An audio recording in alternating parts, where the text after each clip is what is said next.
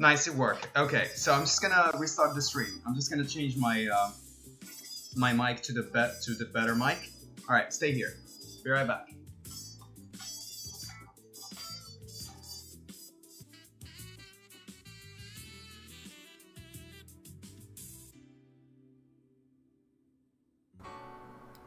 All right, so it works. Okay, let me just plug in my, what do we call even this? Oh yeah, we call it a headset, apparently. We call it a headset. Okay, just let me plug it. Just let me plug it, dude. Alright. Cool. And we're plugged. Boom. Supposed to be way better now. Yep. Way better. Okay. Alright, so we're just gonna put this guy here. And I'm just gonna close this now. Close for a sec. Inside. Alright, open recent. Let's just bring it back again. I don't have the FL apparently. I don't know why. Alright, is that me? Yeah, it is me. Just as handsome as I am. I can't do that anyhow. Nice. Okay. What is this? Does it work for you guys? Bum bum. Just gonna put that there. Just gonna put this one here. And I think I'm just gonna bring this guy here. Okay. Alright. League of Legends. I don't really need to have that open now. Okay. Cool. Alright. Give me 1 second. What do I need? I've got everything here. Oh. I'm gonna get my coffee.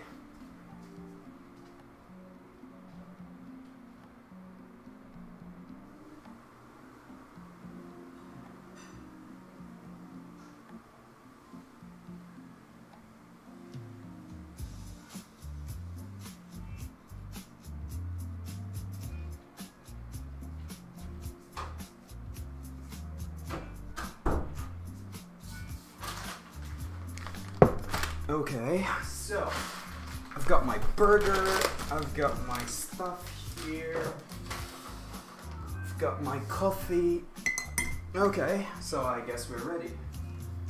I'm just gonna take this, I'm just gonna put it here. Okay. Bum bum ba-da-da bum bum bum ba-dum bum bum ba-da ba bum bum ba-ra-ba-ba-bum bum bum. Hey, okay.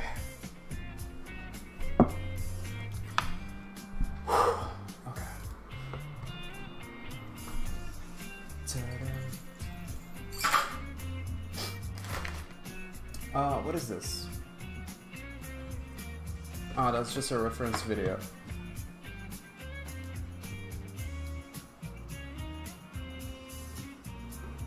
Okay.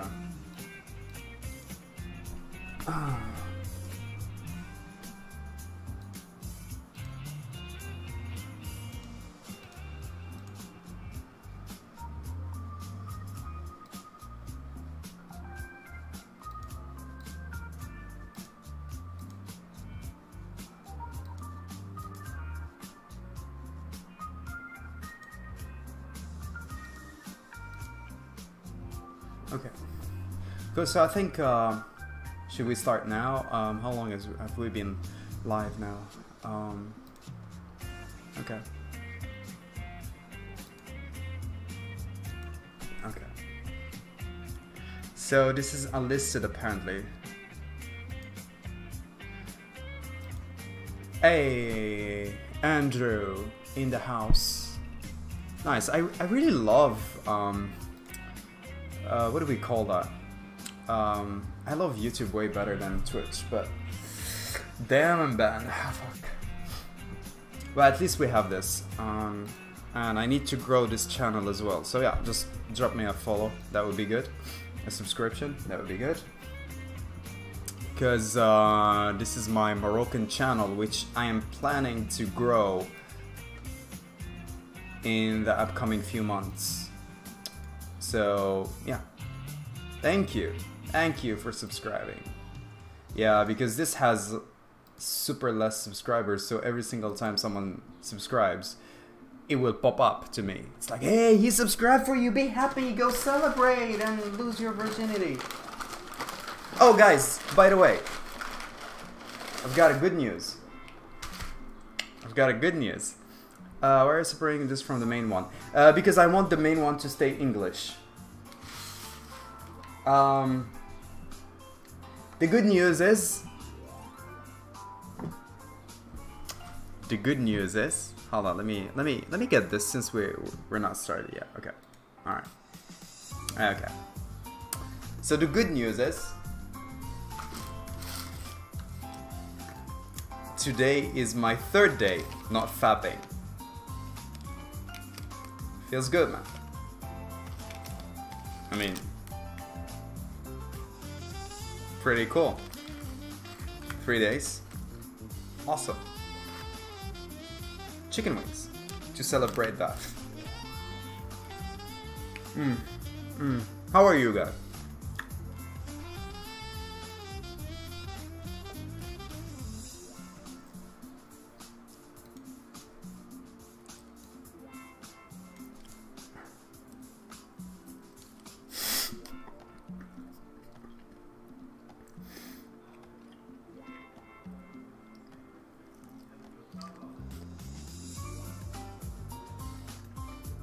Oh, you just ate some fries. Oh, I just ate some fries.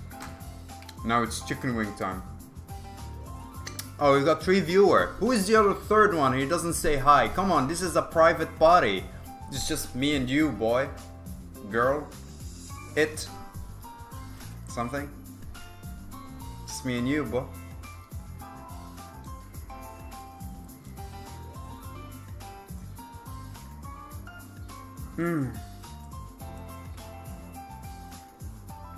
Don't choke, that would be horrible, that's what she said. Vitor Andrade, hello, hello. It's good to have you guys here. Holy shit, I feel like a devil for eating chicken wings on stream. Feels good, man. It feels good to be evil. Do you guys know why I was late for 1 hour? Can you guys guess why I was late for 1 hour?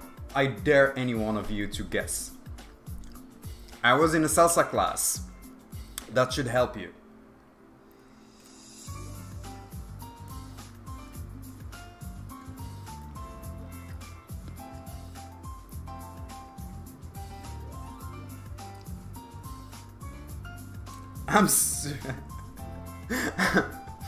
This reminds me how one studio required me to be vegan in their office like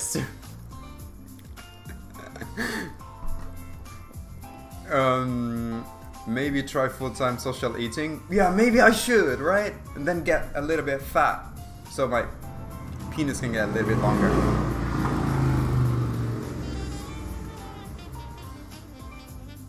Let's just pretend that was never said. They want you to make an ad for them? Nah, they don't even know my name. So I was dancing with my friend, the African lady, and she was super hot today. I'm not gonna say. Don't worry, she doesn't know my stream. She doesn't know anything. I don't even have her on Facebook. I mean, I just have her number. So she was super hot today, like super hot. She was extremely beautiful today. Exactly. So I was dancing with her. And as a guy who did not fap for 3 days, I got a boner. And she realized it. So we had to stick to each other until the boner gets off. Because if I go out, people are gonna see the boner. And that's a pretty ridiculous thing to have. You know, it's gonna be creepy. So we kept on sticking on each other and she was just making fun of me. Until the boner went off. And then we sit down a bit to not make it awkward.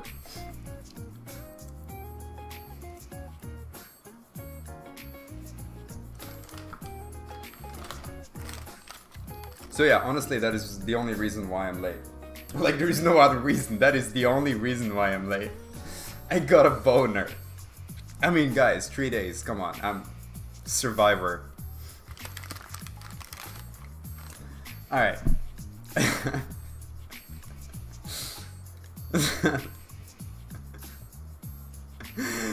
Antonio, player 1S is here. Hey. God, I love those smiles. No, you don't. Holy shit. I guess you guys were, I mean, I feel sorry for you guys. I do.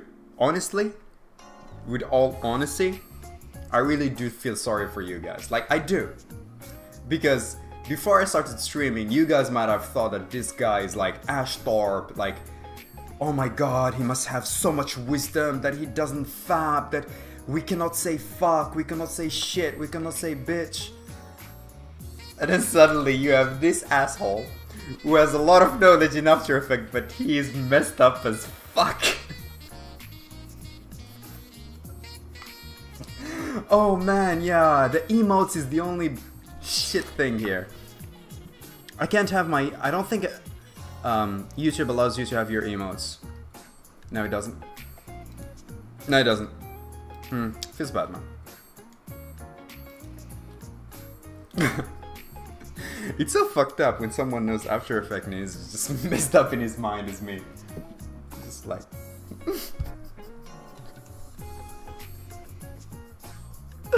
What have you guys done to have found my streams? I don't know. I don't know. You guys must have been extremely bad boys. You guys must have been evil as fuck to deserve this karma.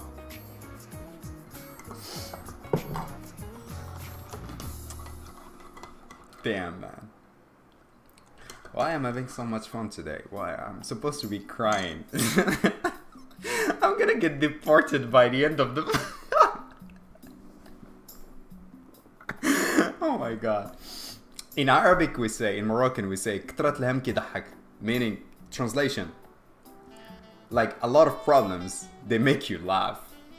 So like, I'm having so many problems now. We're all fucked up doing that, that's why we like you. Holy shit. Oh man. I don't know how life is gonna be for me to start streaming in Morocco. I actually wonder. Could be good, but could be fucked up.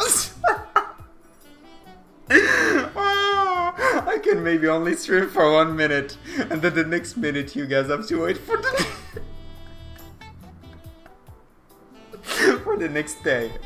And then every day we only stream for 1. It's like, hey guys, where are you? I'm good, I'm fine. You want to know how to do? Tune up for the next episode. At the next episode. Alright, so today what we're gonna do is we're gonna open After Effects.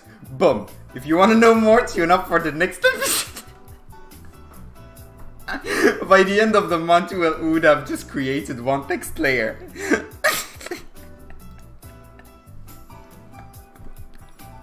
Holy shit. I want to do a tutorial like that, where like I keep people excited. It's like, you want to know how to do that? Tune up for the next episode. Holy shit.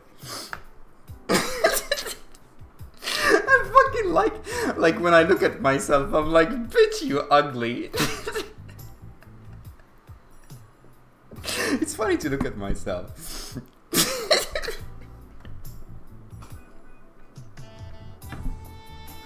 Holy shit. Okay, we're done.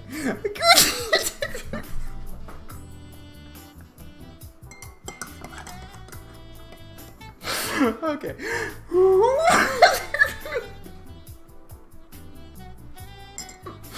Oh my god, my stomach. Hold on. Oh, look at this!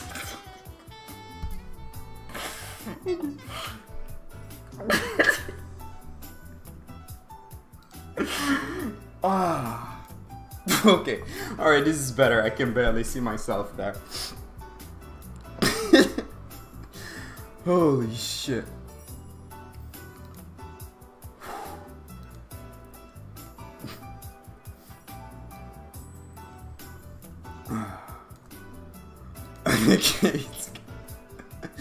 نعم إنها المخدرات. That's why, guys, you should not take drugs. Okay. Cool. So we've got a lot of stuff. All right. We should get started.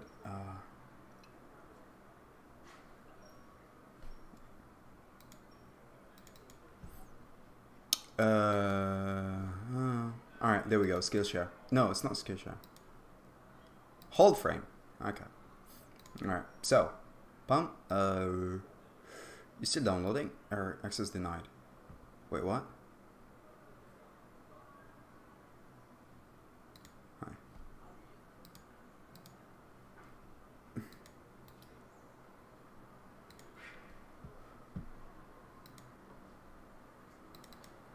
Okay.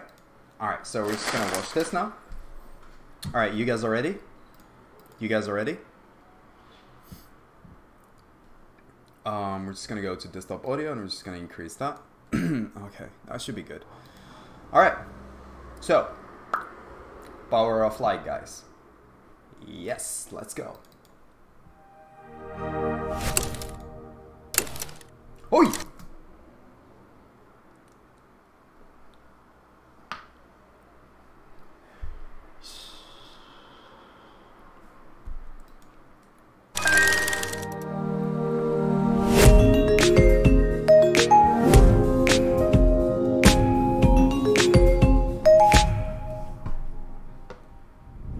So one of the questions I get asked about the most in regards to this project is how is the character developed? Now, it wasn't done in 3D or anything like that. It was all done within After Effects. So here I have an isolated comp of the character rig. So we can just take a look through this together. Now let's go through each one of these layers. So first is the particular layer, which you don't see right now because the character isn't moving. And then we have a matte for that particular layer that cuts it out right around the character. We have our color layer here, which is basically the heart of our character. And then we have the outer bubble, the outer ring, and a couple nulls here that I'll show in a second. So let's take a look at the color. If we go into the pre-comp here, you can see we just have a flat layer of color separated, which is meant to act as the face. And if we go out of comp, then a CC sphere is applied. Now, what CC sphere does is basically just wraps that image or texture within that pre-comp around a sphere. And what we've done with that this comp here is actually attached it to a look at constraint. So once we move around this null up here, oh, nice, you can see that we start rotating. And that was just a really easy way to control this, this one here. We have our outer bubble and our outer ring, both of which have controls within appropriately named control. We have our outer ring size and our outer bubble size. And then we have our last null, which is the character position. Now, let's just add some keys here so you can see how the particular layer is working. So I'll just set my first key there, zoom out, push it out to here. You can already see it, it's moving along there. I'll just add some quick curves to here. And then just ease it out a little bit with F9. There you go. Really simple, straightforward. And once we start adding in our look at null, we can just start keying that here. So if we're going to start pushing this way, then we can just key our null here. And then maybe we want to have it do like a little bit of a rotation here. So I just probably got to key that out too. Oh, that's nice. And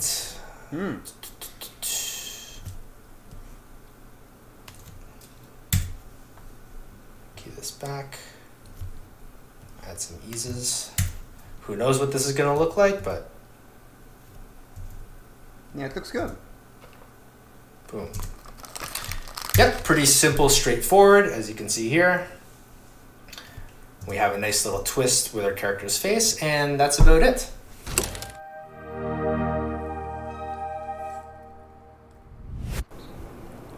So considering the look of the film, one of the things that I've always wanted to try and do is to push story through the visuals, having visual language inform what's written in the script.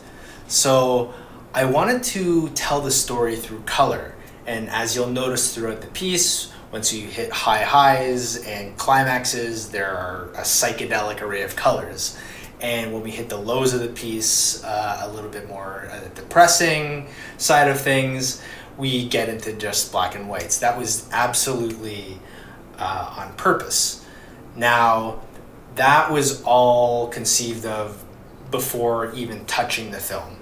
So this is basically how I started production on my short, just designing the character alone. I wanted us to be able to follow a central shape throughout the piece so that we could always have that connection and that grounding throughout the whole minute and a half. I designed this character with a trail so that we'd be able to follow the movements a lot easier. The animation would appear much more smooth and relaxing. And basically, as you can see here, the colors were very muted as we started out because I wasn't sure about how strong I should be pushing this piece based on the subject matter. And after that character was designed and developed, I moved over to creating some mood boards. Now, mood boards are essential to any project. They don't really have to speak to specific designs so much as the general mood that you want to get across, or the atmosphere, right? So it was really critical to be able to gather some of these on this and any project that you conceive of. And as you can see, by example, this one frame here isn't looking too far off from what we've got here in terms of atmosphere. So that was really critical for me to be able to develop.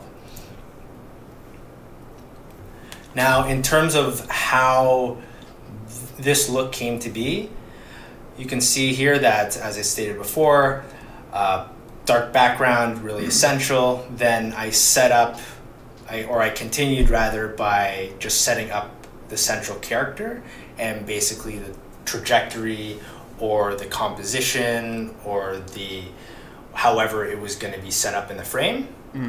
And then after that, I started developing background elements just to help push where it's going to live a little bit more. So by adding in streaks and just these little shapes here.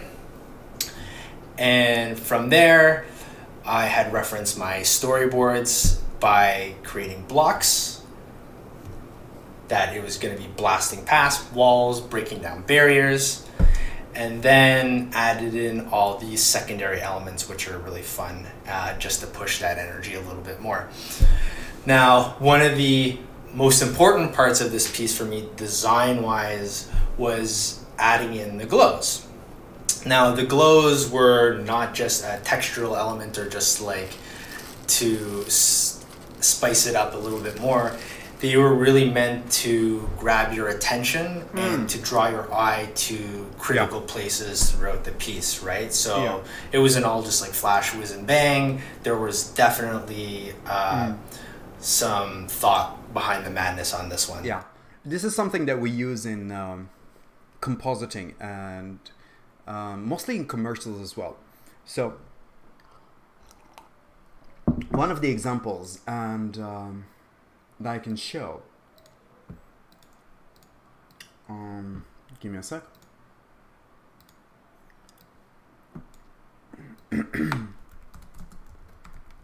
I mean, there are so many examples, but this is the one that I have in my mind. I mean, ASAP, just so that I can show you guys what he means by that here. So, I forgot what we call that in VFX. In compositing, there's something we call it. There's a name for it. Using a certain color or glow to capture the viewer attention. Is that the focus? I don't think it's called the focus point. It's not a focus point. Focal what? But anyways, it's to grab your attention to look somewhere only. So you only look at that particular glow and you don't realize that you're looking there. But it drives you to really look at there and nowhere else. So, for example here, it's this one here. See that? Okay. See that? So you have, no, it's not focal length. So you have the whole scene, but this takes your focus. See that? It just wants you to focus here. See? See again? So it keeps you focused. You don't need to get lost in the whole composition because there's a lot of things happening. But we use this technique to keep you focused and you don't freak out and you know what you're looking at. Alright, so this is the normal, see again? So it keeps you focused on what you wanna, you know, target. See, you see the difference while you're looking at this? You don't know what do you focus on when you look at the game. There's so much happening. You don't know where to focus. But look how this is gonna completely change once you see this. Look at that. See, when you watch Tony Zagora, you know exactly where to look. For example here, you know exactly where to look. There's exactly the same thing happening, but you know exactly where to look. And it's more easy. See that? With the whole madness happening, Tony fixes this problem by using this technique to not lose you. Alright, so again, see that? And it just keeps you looking there. I'll try to remember the language for it, but I mean, it doesn't really matter what language, what is it called, as long as you understand how it's done. So when you look at this frame, for example, you see now it doesn't want you to focus on this, it doesn't want you to focus on this, it doesn't want you to focus on this, but it just drives you to look at this break point. Alright.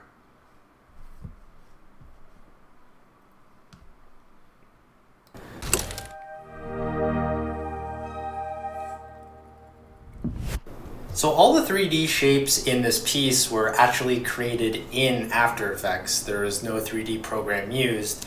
It was a really ghetto approach to pushing these out and making them really fast and render safe. So let's get right into it and I can show you how it was created in this particular scene.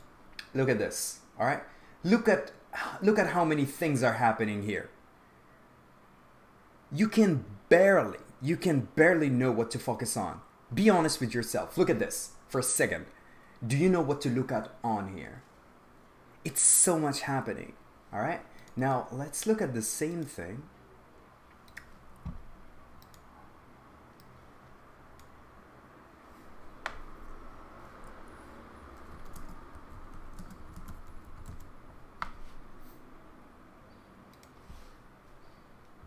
Center, Kappa.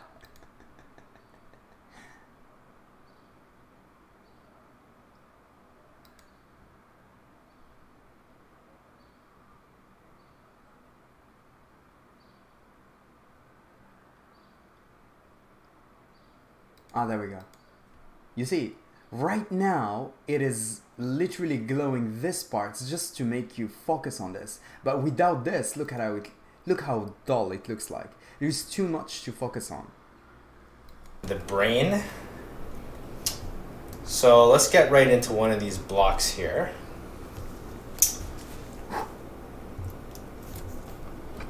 So this guy here, as you can see, is just parented on this one null. And if I flip this, you could see it's hollow.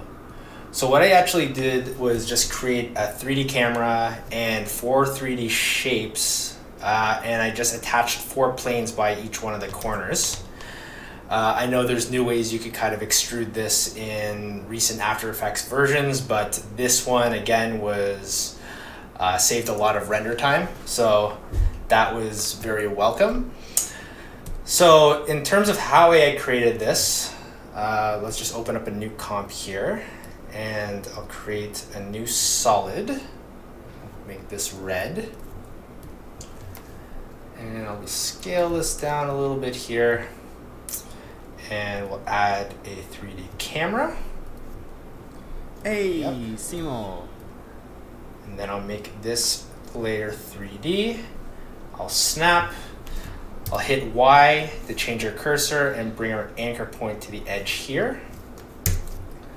So if I bring up my rotation, you can see it's rotating there. And basically what I'll do is I'll just duplicate this, add a fill so we can change the color so you can see the results. Make that blue. Rotate this by 90 degrees as it would be. Create a new null, make that 3D, push this a little bit back in 3D space, and hook these two up to the null. What we should get here is a really off-center rotation, but you can see how it was done, and basically like I would just duplicate this next one, bring its anchor point over here, and continue the rotation as So follows. it's just building basically a cube. And that's basically the simple setup that I used throughout the entire piece.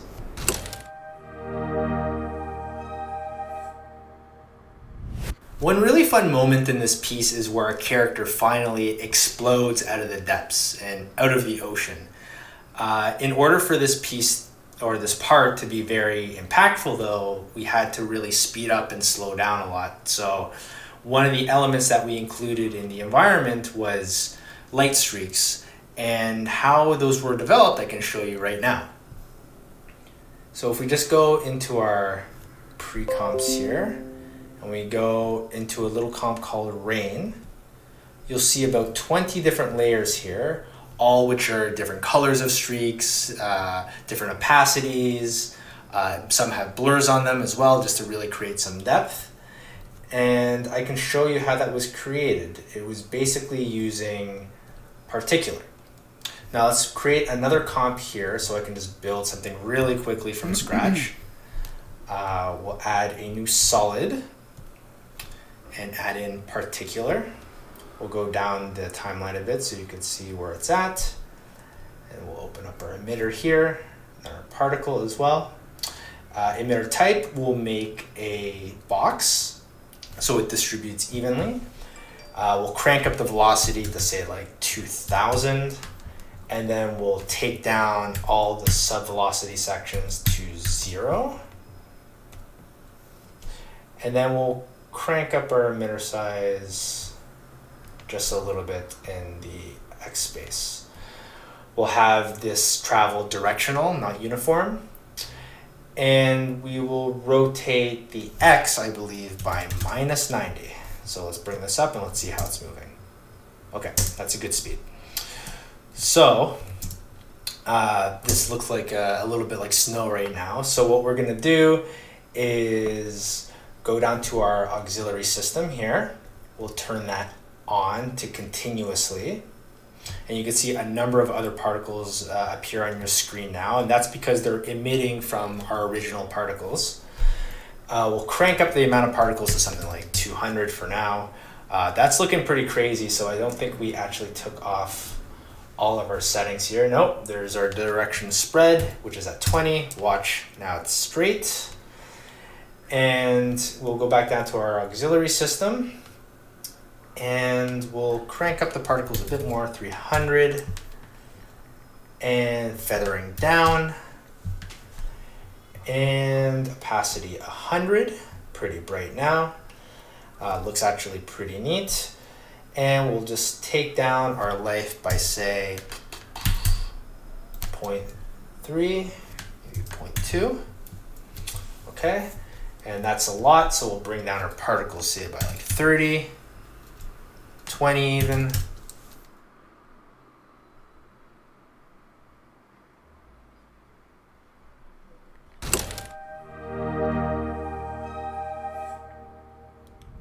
Hello. Extremely time-consuming and extremely tedious are the best ways to describe this scene. No pun intended, of course, but what you'll see in these pre-comps is that it's deceptively simple on how to achieve this.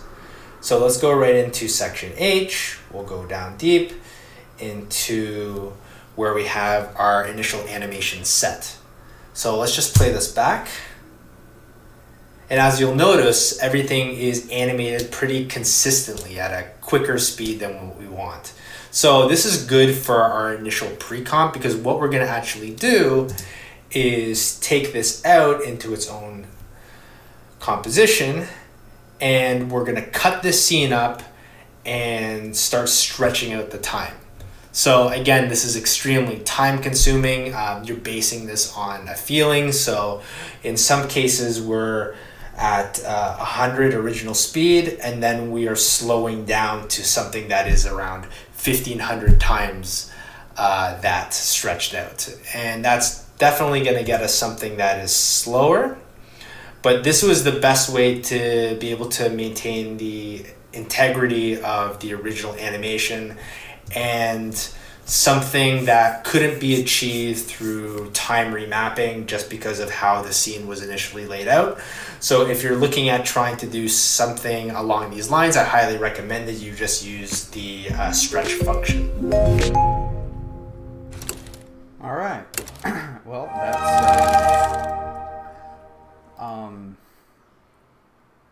yeah, well, that was something. Hold on, I need to look at the whole scene again. I completely forgot.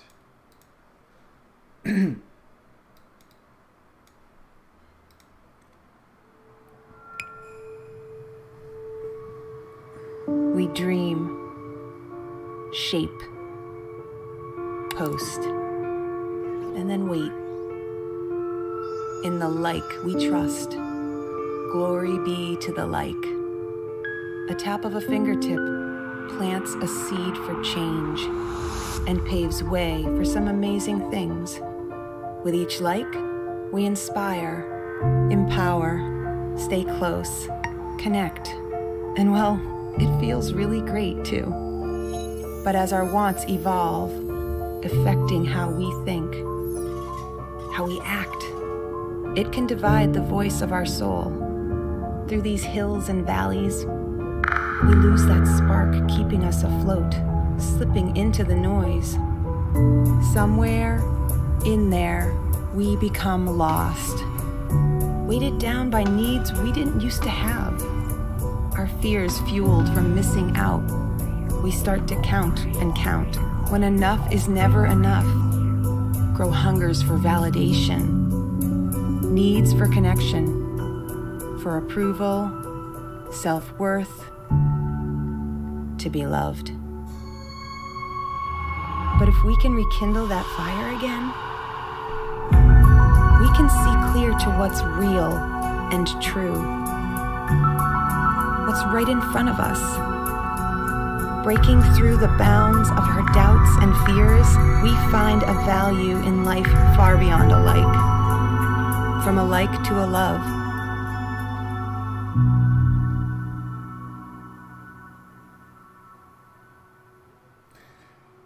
Huh. Huh. Huh.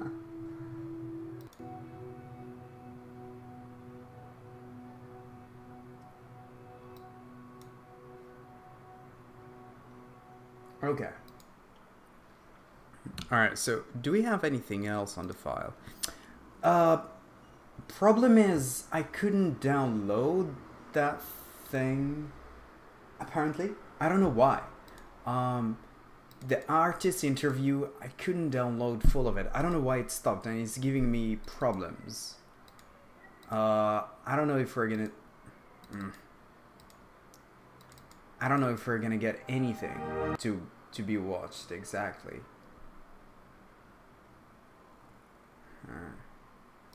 Go. Come on.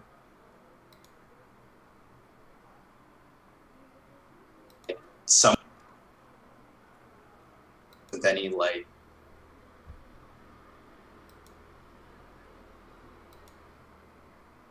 we actually just started with the introduction because it was just character based, right? And share progress. Okay, so that's the problem. Okay, give me guys a sec, hold on. Let me see if I can fix this somehow. But before I do that, I'm just gonna take this project file before it gets deleted. I'm just gonna put this guy here. And I'm just gonna take the project file, I'm just gonna put him here.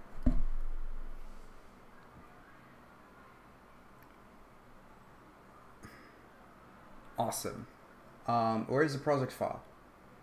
Hello? Where's the project file? Wait, give me a sec. Guys? Okay, cool. I can see it. Alright. Perfect. Bring this back. So I'm just gonna go to my downloads and hold frame parallel like. I'm just gonna bring up again uTorrent because this is very legal thing to do. What? What? Okay, okay, alright, got it. Okay, you know what? I'm just gonna turn this off and I'm just gonna run this as, can I just,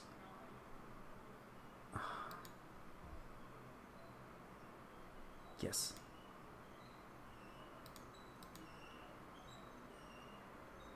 What?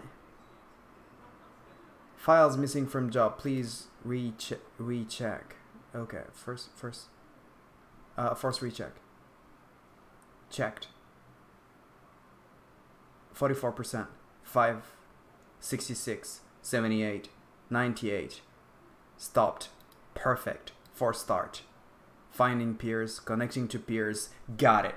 Alright, we're downloading, boys. Okay, cool. We got it, boys. We got it. What do you think about the explanation? I think it's perfect. I think it's perfect. I think the explanation is perfect. The use of stretch, yes. I don't use that a lot, apparently. As a person, honestly, I've never used it for shape layers. The use of stretch. I guess because I've never had a project where I have to slow down and go fast and slow down. But I guess it's a very smart way of doing it. And I've seen so many other designers actually doing it. It's just that it never comes to my mind when I want to work on it. It just never works on my mind.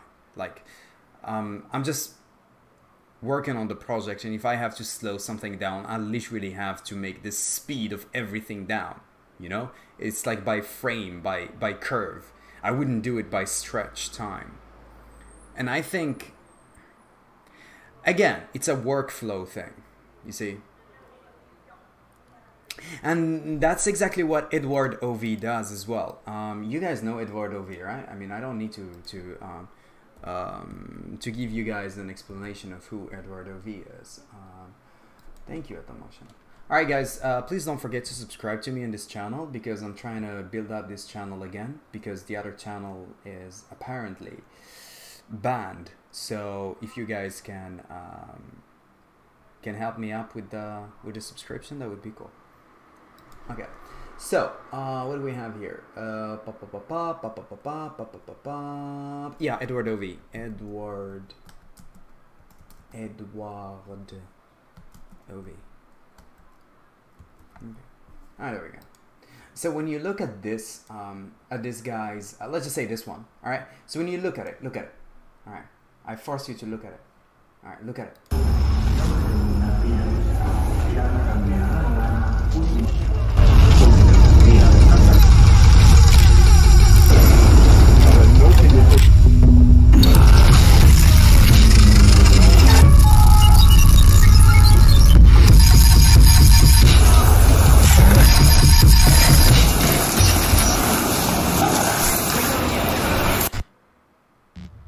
Okay, so when you look at it here, for example,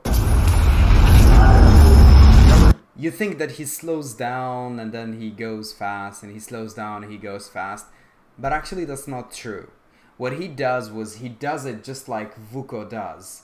It's like he has 100%, he switches the composition to 150% stretched. and then he switches it again to 100%, and then he switches it again to 200%. And people think that the only way to do it is to keyframe the time, but that's not true. It's like, oh, I need Twixtor. Without Twixtor, I cannot do that. Well, go fuck yourself. Hold on. I don't think I was clear. Go fuck yourself. I can't be serious, man. I just look at my face and I'm like, dude, you ugly motherfucker. Okay. So, yeah.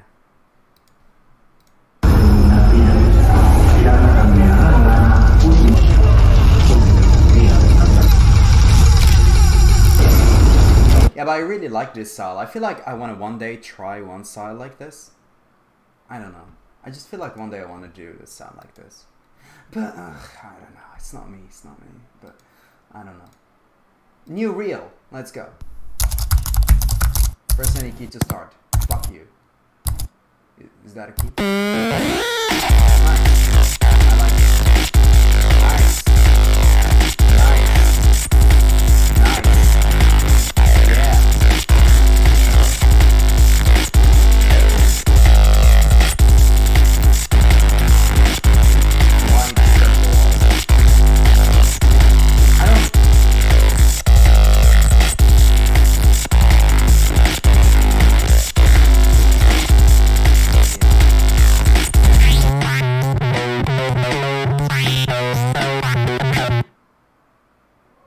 Nice, that is so nice. I think this is the kind of showreel you want to send to what do we call that? You want to send to whatchamacallit? MTV. But you don't send that to a client actually to do a commercial. You just don't do that. You just don't do that because there is nothing to be used for commercial. Nothing. Nothing. You just don't use that for commercials. This is for MTV mostly.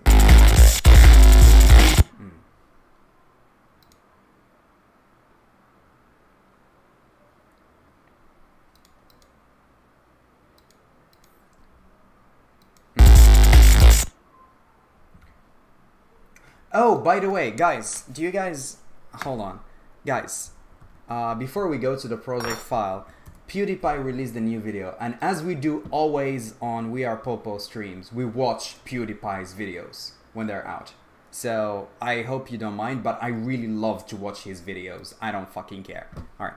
You guys need to see. Hello everybody and welcome to Skratta Dö Förlorar du mannen, YouTube's favorite show. That's right everybody. To join this challenge, which I've clearly lost. Oopsie.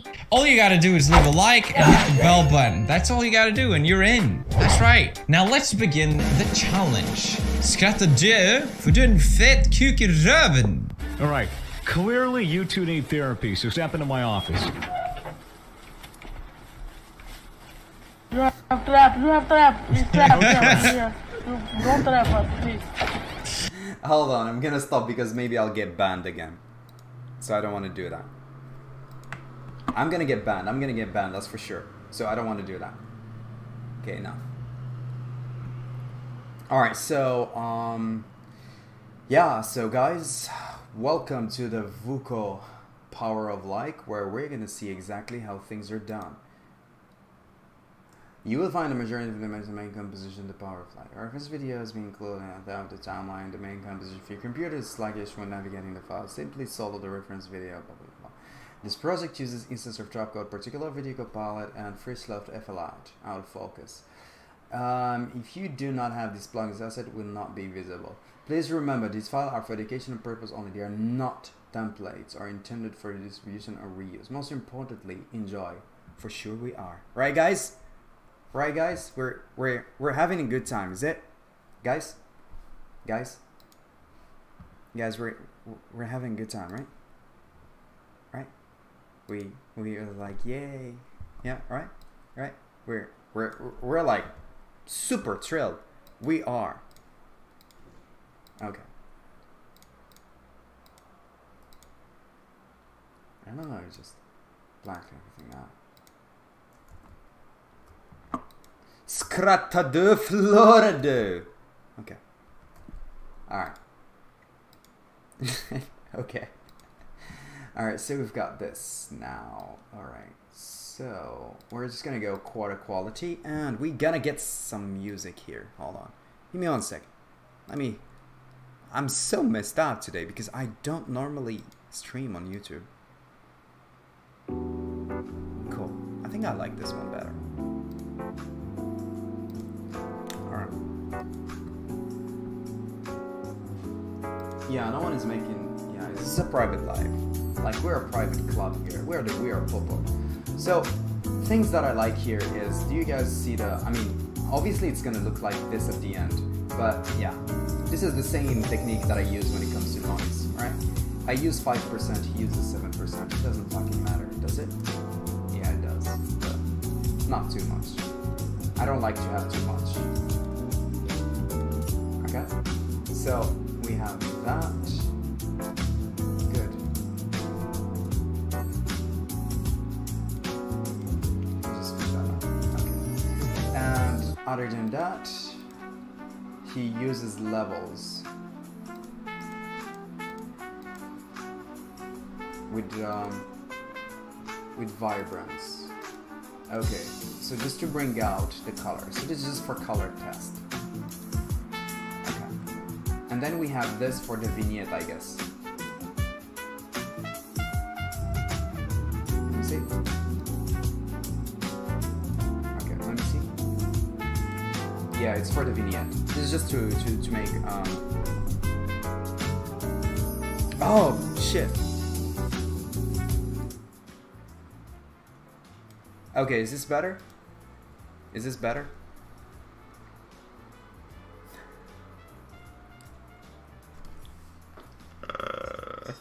Alright, professional streamer, by the way. Wait, what do you mean sign into chat? Hold on. What do you mean sign into chat? What do you mean sign into chat? Alright, cool. Alright. Botaibia saying, no, I'm not this guy. What the hell? Back to where Popo Morocco. Okay.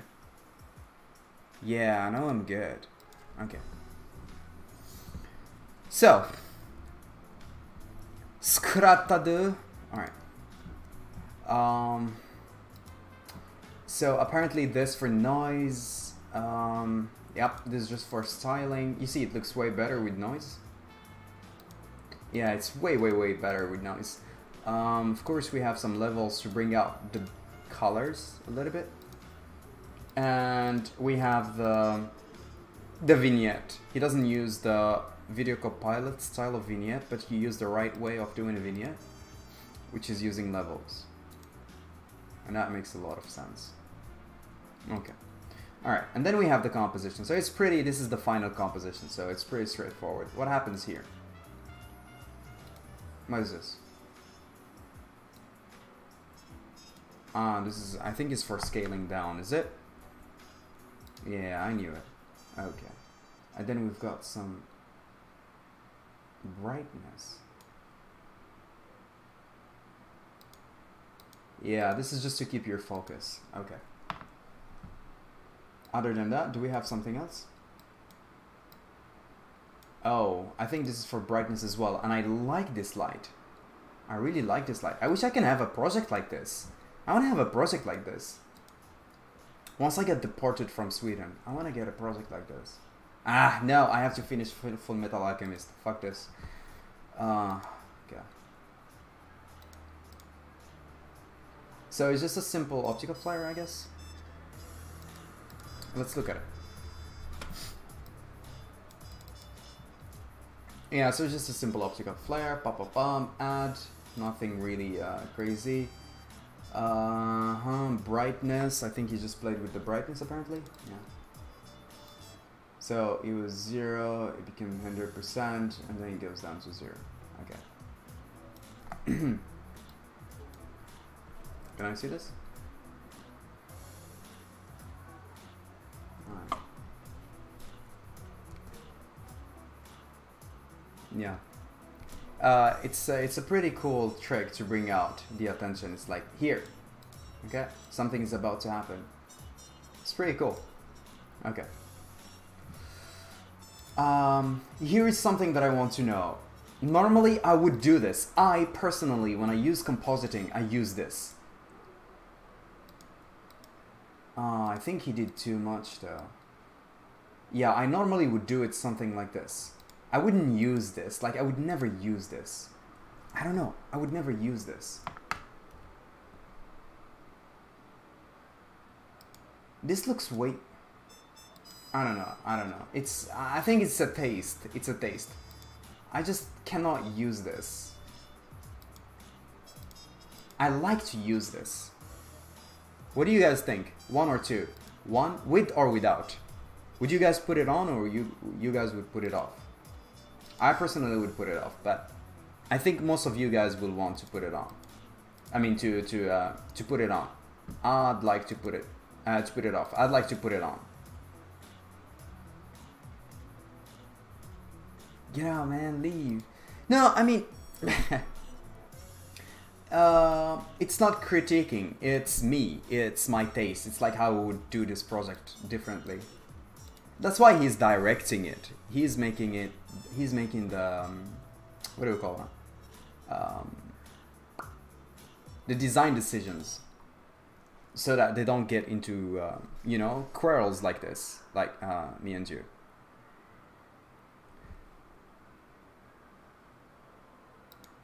Wait, someone needs help. Hold on. What is this? I'm supposed to create this visual, which involves having zeros and ones flowing between different elements on screen, different speeds at different times, and sometimes going backwards. And the easiest way to do this, I assume, is to create something like this that loops, and then I just change the speed or slow it down, whatever, however I need. Which I did, except there's one weird aspect of this. See, I used a slider to change the speed. The problem is that it teleports in position. So this is the important number right here. The number is the slider. So right now it's stopped. Here I want the speed to be 100. Okay?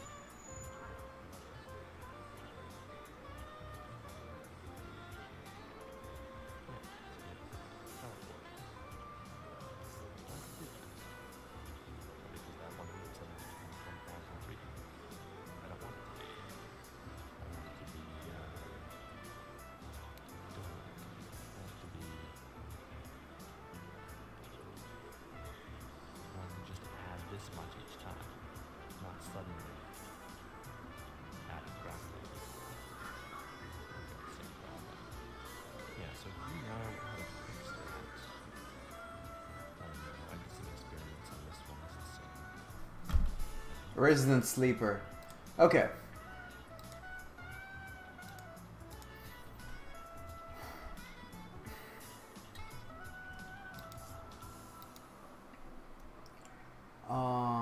What else do we have? What is this? What is this? Okay. What's this?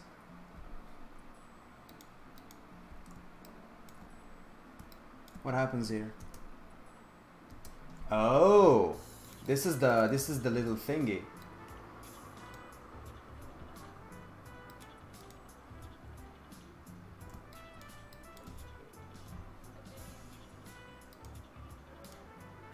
Alright, so this is just glow.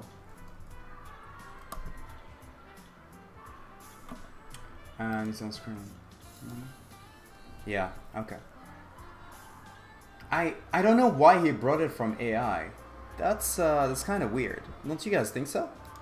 It's pretty weird that he brought it from AI instead of doing it inside of After Effects, I would guess. I don't know why, but whatever suits you, dude. Okay, and then he has that little thing going on. Oh, and then he has this. I really want to see how he solved that thing. Did he just use opacity, or did he? I think he just used different shape or optical flares and then played with the opacity of each one, rather than having it flow. But we'll see that. Okay. All right, let's get back here.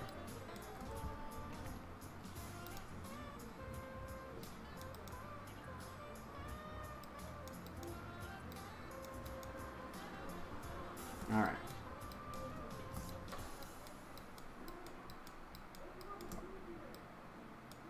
Cool. Let's look at section A. What do you have here?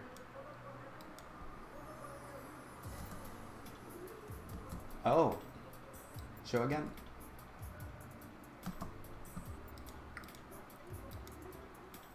Alright, so this is the final background that you just appear. Is there anything special about this background? Oh, so it's a texture. It's a painting, actually. I like it, actually. It's pretty cool. It's not just a simple color. I like it. I like the art direction of this one. It's just pretty cool. It's out of the norm. Okay? Black fade. Yeah. Yeah. Good guess. Pretty smart. Okay, section A glows. Alright. So, what is this? Okay.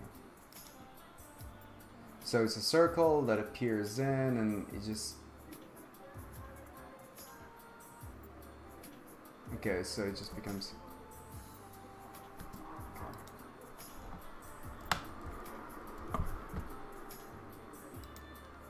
This is following the null.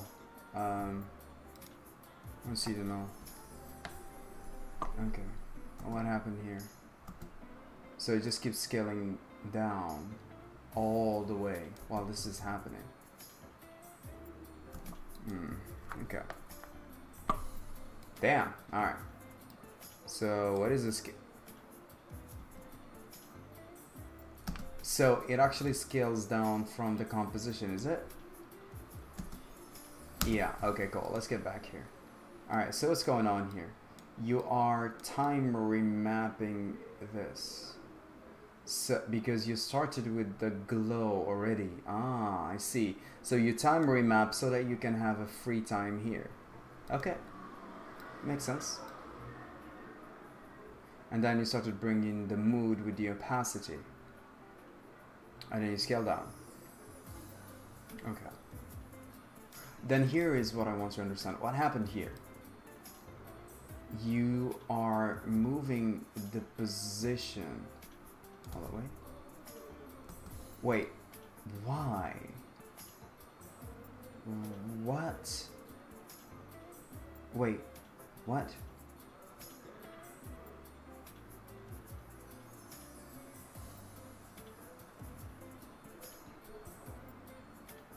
Wait, what?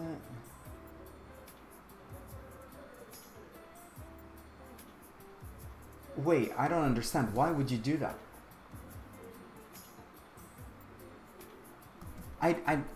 Guys, do you get it?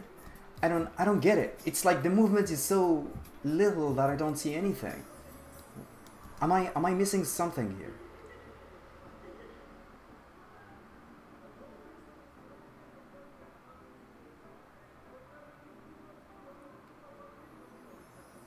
I don't even notice the move. Do you guys notice the move? I don't get it. I don't get it.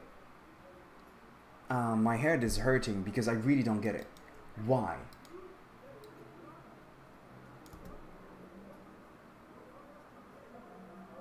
You see, I don't even feel anything.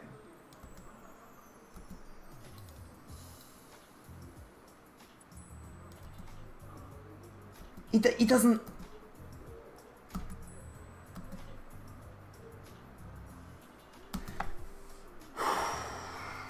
Like the whole composition is moving. The whole composition is moving. It's like if he's moving it like this. But he's moving it so little that it doesn't feel anything. There is no...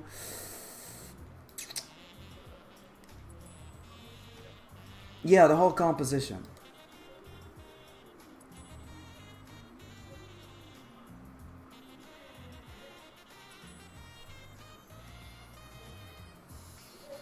Do you think so?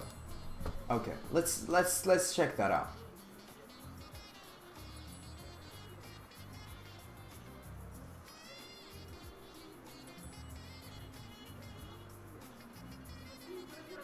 Okay, so you know what we're gonna do? We're gonna take off the position, okay? Let's take that off. It's still perfectly in position. Okay. Now, let's put that back.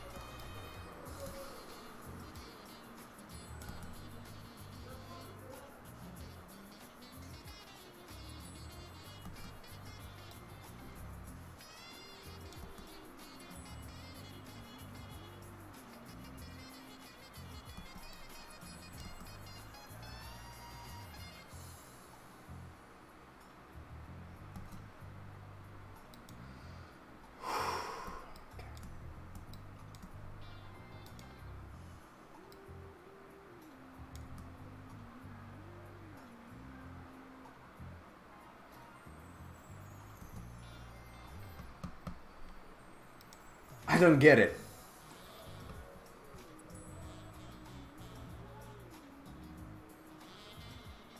Maybe.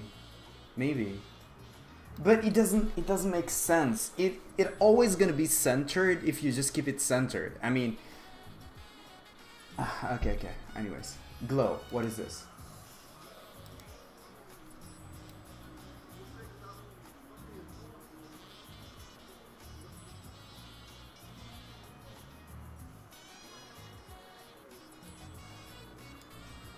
What is this?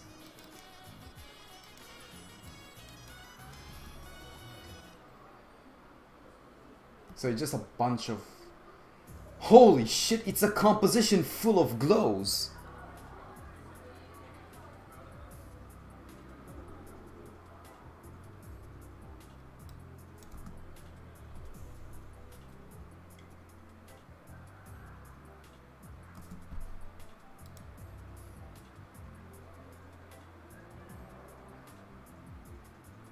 Yeah, maybe you're right, Andrew.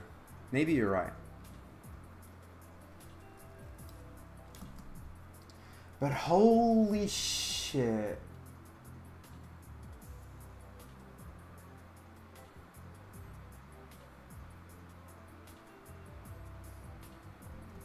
Wait. What? No. No, he didn't.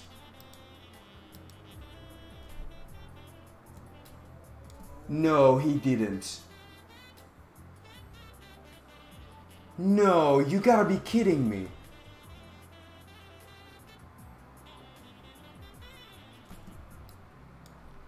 And he just keep linear keyframe. I don't fucking... Wait, how is that...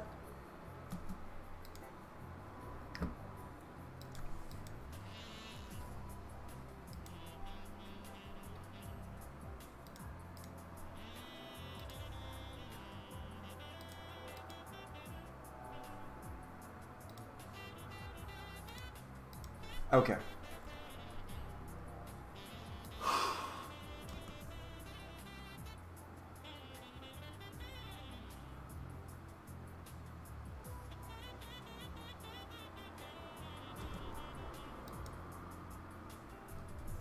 So this is what that guy told us.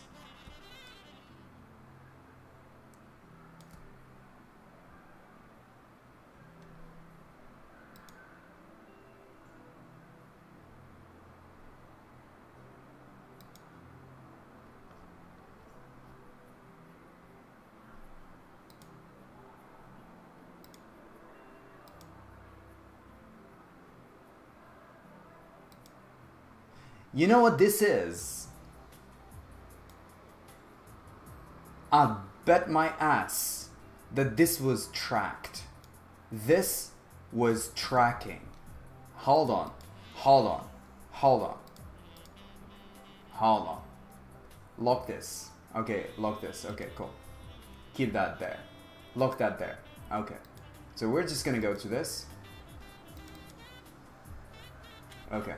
Lock that.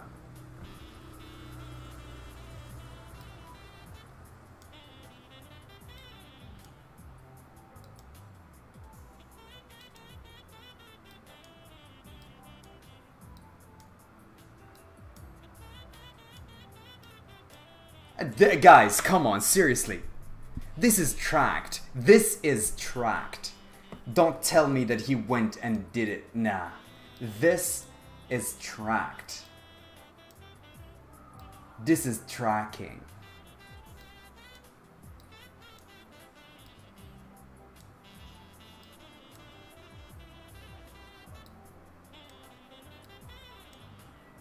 Come on.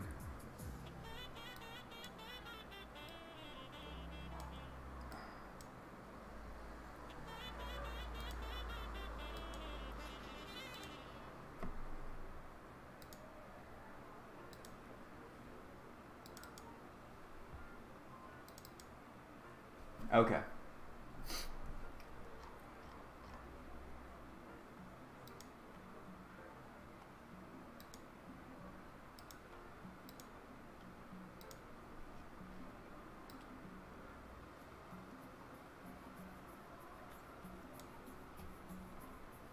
Alright, is that the ring? And then it suddenly switches, yeah. Okay.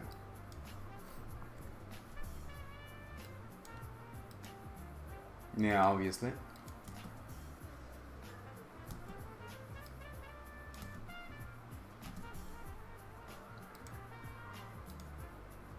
Yeah, so it's minus. Go.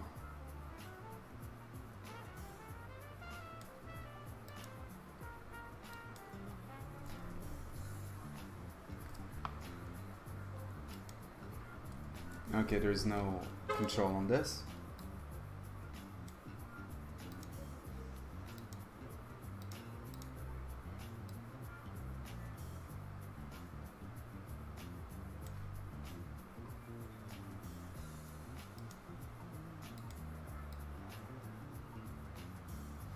What is this? What is this? I don't get it.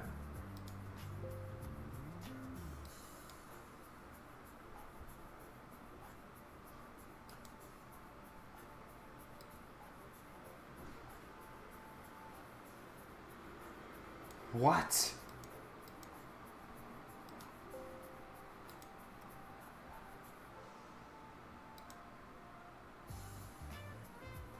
What?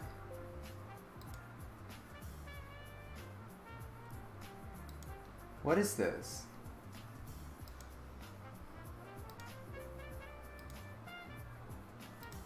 Okay.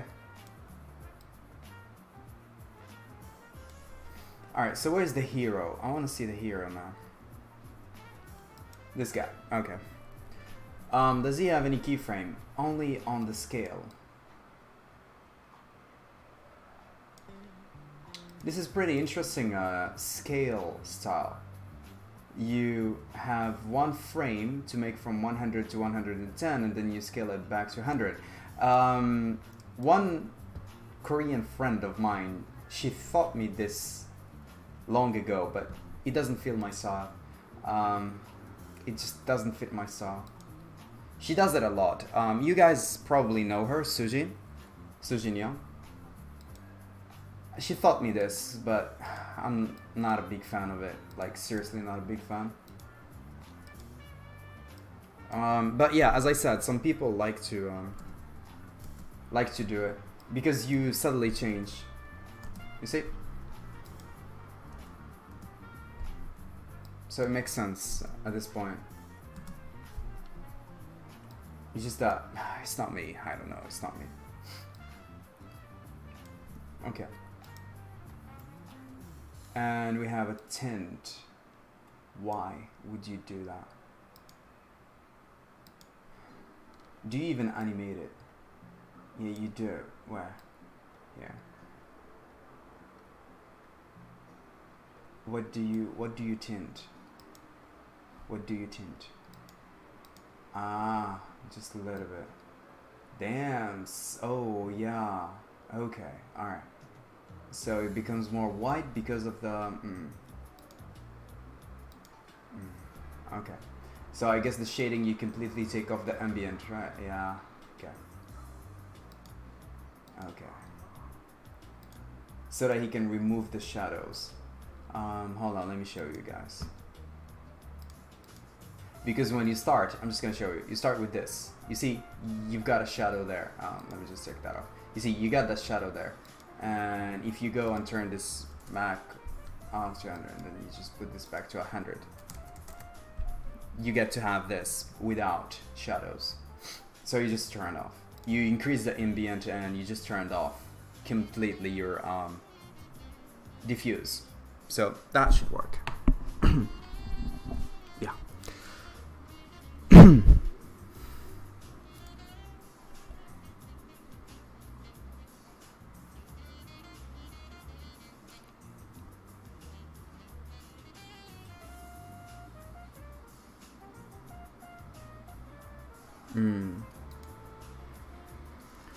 Okay. So most of these are scales. So this is based on yeah. I guess this is based on the scenario. Okay, so let's just look at this. And then let's study the keyframes. Scale down.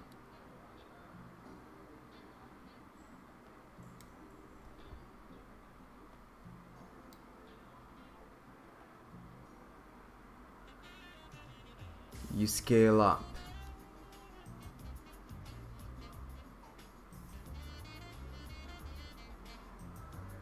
And scale down. And then again you scale it up. So, do you guys why he's doing this? Do you guys why he scales down, scale up, scale down, scale up, scale down, and scale up? Can you guys guess why?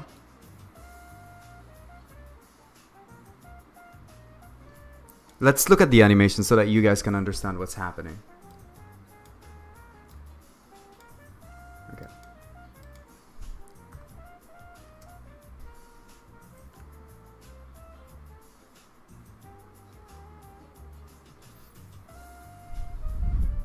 To make it dynamic? No, not really. Where is the hero position? Thank you. Exactly. Because remember, this is just a 2D layer. So he plays on scale to make the hero come in front of the camera or way farther from the camera. Yes. So he just plays with 5 and 10%. So he only adds 5 pixels or he only reduces 10 pixels. Do never go more than that. I mean, actually, it's not do never. It's about your, how can I say that?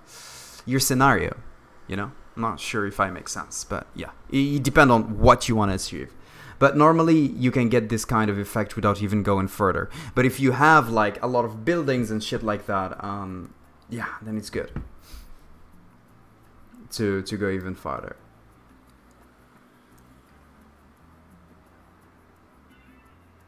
Yeah. Okay, and then here you can see that he only changed the scale to make the bounce. Alright? To just make the stretch and squash. So, it's for far and back. It's for far and back, and when it comes to stretching and squashing, he doesn't even use an easing. Yeah, see, he squashes, he stretches here a bit. Oh! We finished the interview. Okay, we'll look at the interview after this scene, okay? You guys are okay?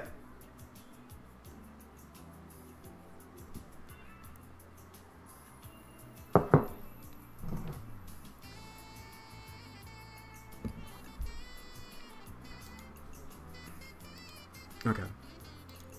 Nice.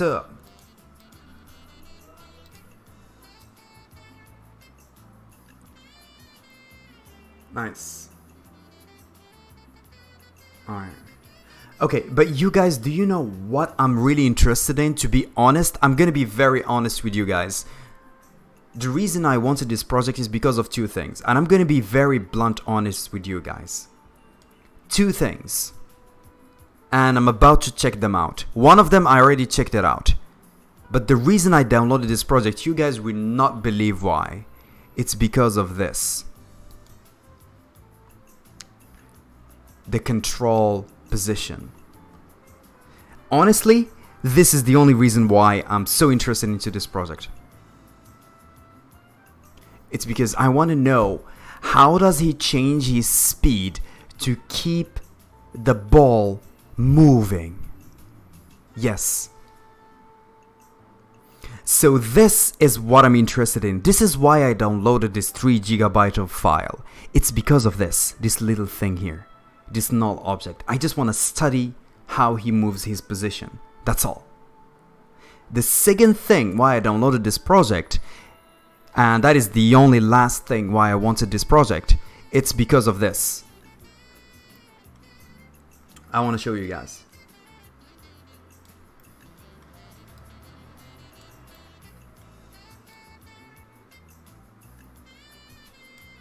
Because we had this question so many times and I answered it, but then I did not have it perfectly. I had to do a lot of things, but I wanted to know how he got it perfectly. And this is what I'm talking about. Hold on.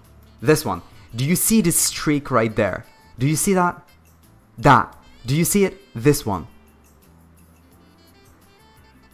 This thing right here. Do you know how many times I've got this question? How does he create this without masking? How does he created it perfectly? It's not only in this project. We have seen so many inspiration projects and we always had the same question. And I always answer it the same way. It's either particular or it's either, what do we call that? You duplicate it, fast blur, and then you mask it. But then if you mask it, you'll have to do things manually. And then we knew that that was not really the exact way, but I didn't know how to do it other ways. But thanks to this project, now I know. We will check it later. But right now, let's get back to our scene. So though, for me, those are the reasons why I wanted to check this project. That's why I said, guys, before you open this project, before you come to the stream, I want you guys to focus on the things you watch the video, and I want you guys to focus on the things that you want to learn. It's not just, oh my god, it's a project file, wow, it's from Vuko. No, you have to know how it was done. Okay, cool, so yeah. So he uses the scale to make it either front or back. It's a pretty neat trick. And he uses scale as well to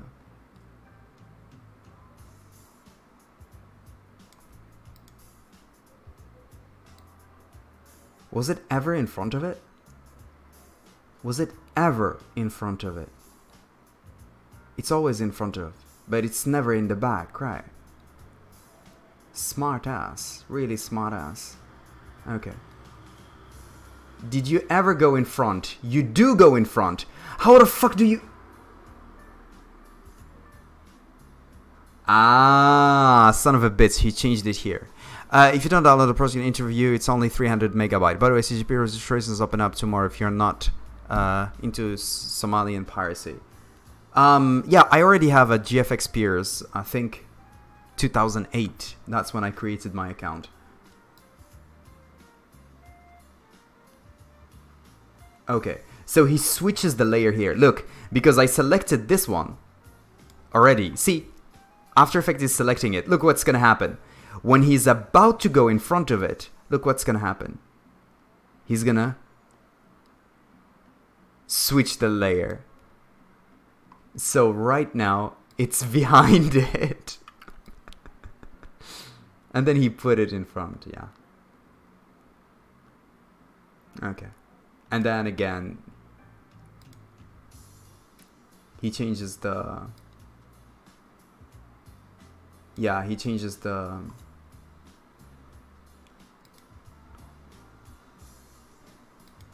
Yeah, alright. So then he changes the whole thing into a composition. So the composition in itself... Whoo! Okay, so the composition in itself... What the Are you fucking kidding me?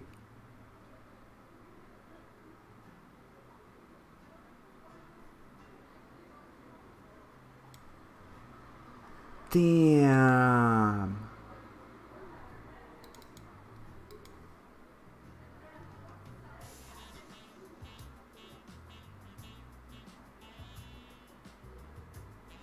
He created the whole shit.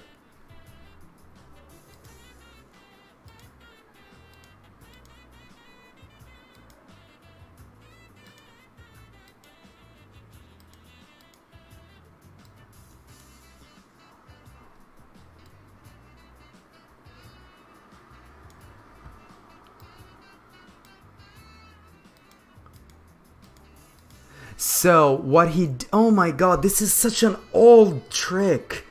This is like back in the AETuts, aetuts.com. This tutorial was so fucking famous, aetuts.com.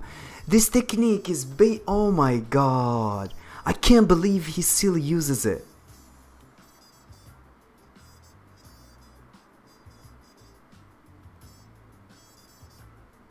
So it's the technique that we call it, it's like the repeat technique to get a 3D look. So if you take a shape and you repeat it, it's gonna get thick.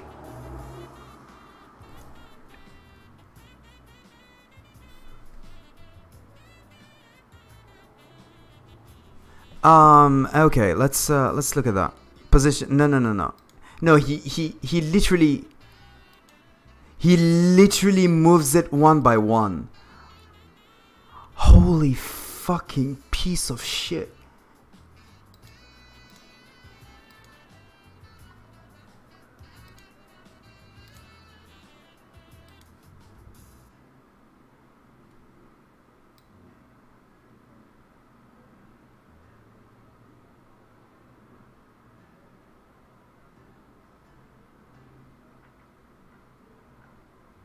He still uses this technique. What the fuck?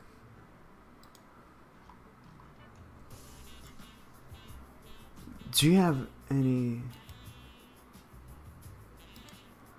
Okay, so this is rotation.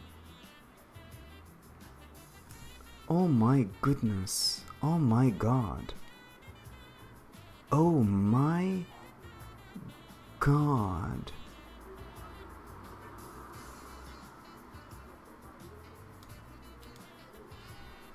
Oh my god.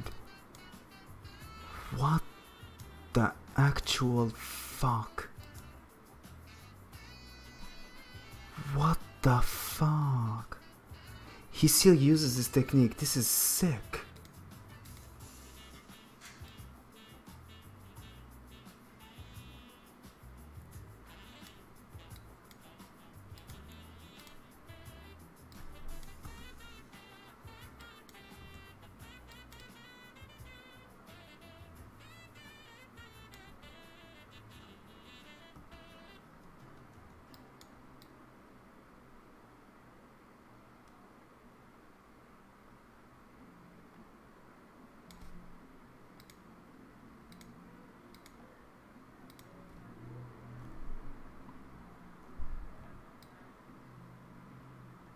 You see, because of the duplicates,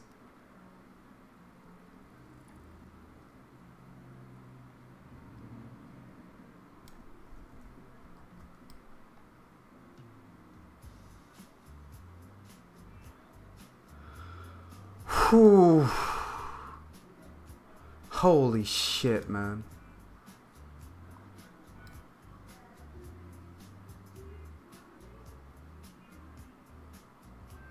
See, it's a duplicate in front of a duplicate.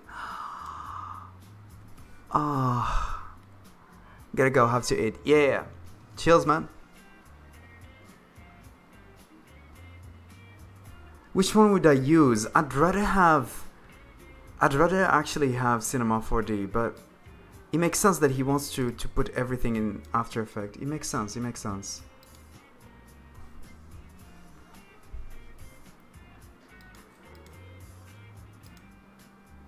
See, if I turn all this off, see that?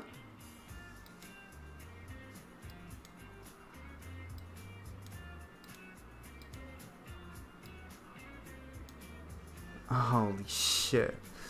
Holy shit, man. This is sick.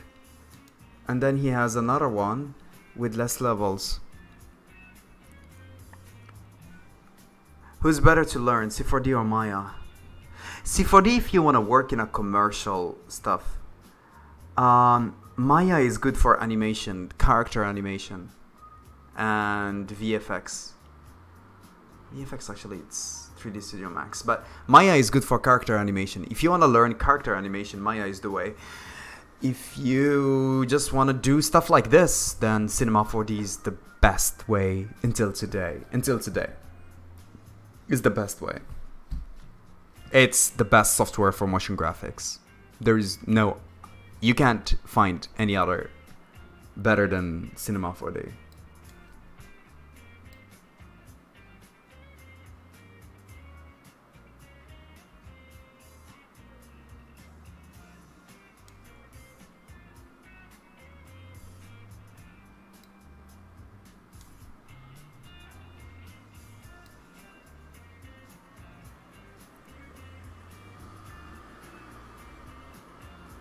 Okay, so right now we are about to look at one of the most important thing ever.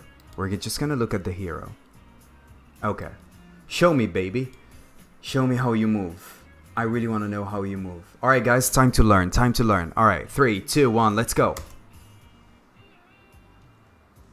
Let's get some keyframe. Okay, because I don't want to get tricked, I'm gonna turn off CC Sphere. Sorry guys, I'm gonna turn off CC Sphere.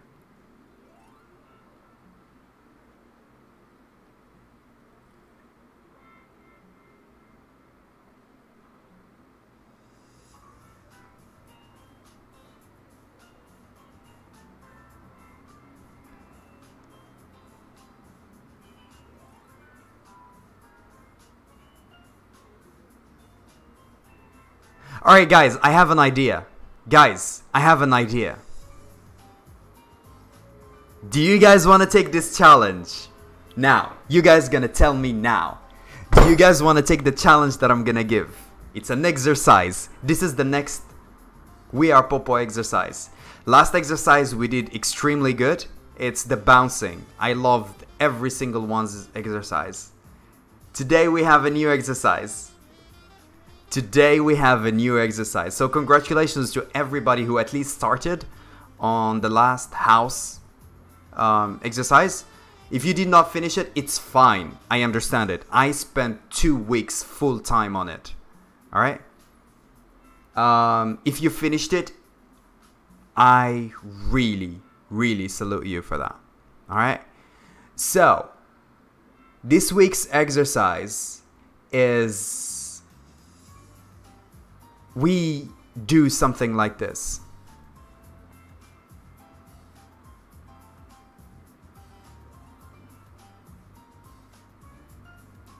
Alright? I cannot think of a better way to become so good at keyframing your position on rotation than this, and scale. So, this week's exercise is to get a smooth in and out, in and out, in and out of a sphere.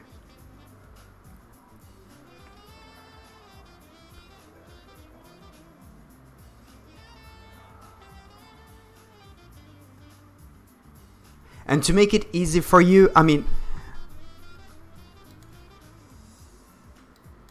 it's with paper planes. Sure, I will just copy paste the keyframes. Lol. Lol. Popo is the sphere. Before adding the sphere effects, is it 3D? Wait, what? No, this is not 3D. This is just as you can see, it's not 3D. It's just literally this. It's just a cube and a cube and a cube. It's just like a square. It's not even a cube. It's 2D. Cube, square, square, and a square. Just next to each other. That's it. And he just put the composition and added CC sphere. And boom, there you go.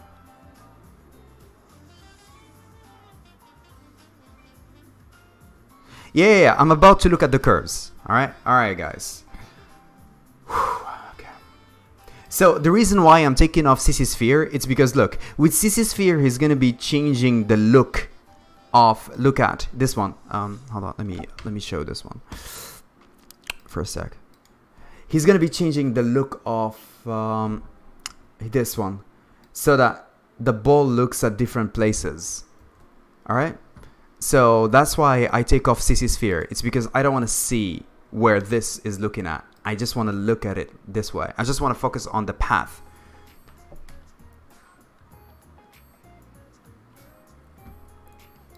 Okay.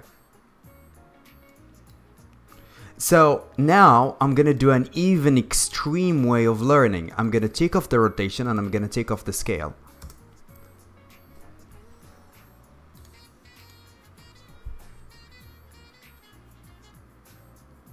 Yeah, it doesn't feel as good, right? It doesn't feel as good. But still, it's smooth.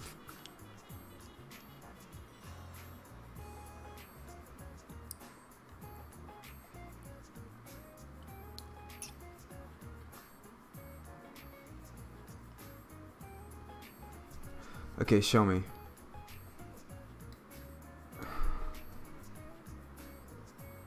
Yeah, how did you keep it that way?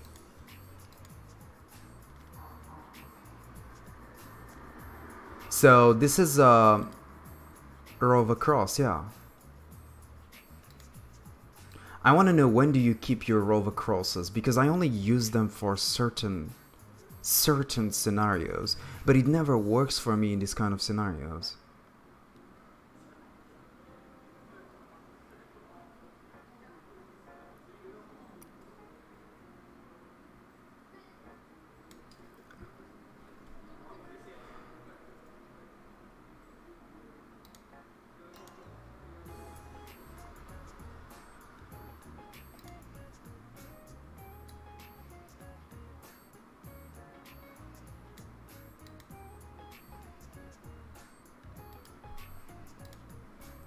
Bezier.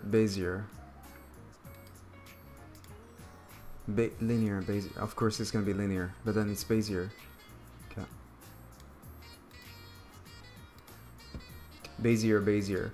So basically he goes and changes this by himself. Okay. Alright. So. Okay.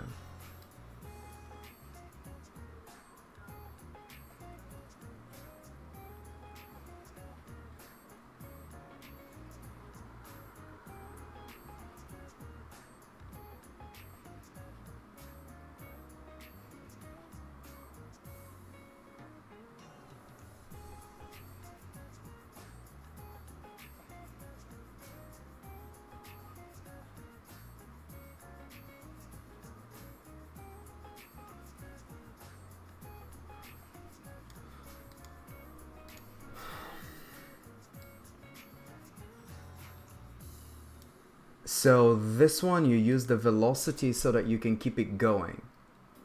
Hashtag keep it going. Is it? Yeah. But no, I don't get it yet. No, I don't get it. I'm sorry, I don't get it. So you use this to flip it here. Makes sense. I don't, hold on. I don't get it. Hold on.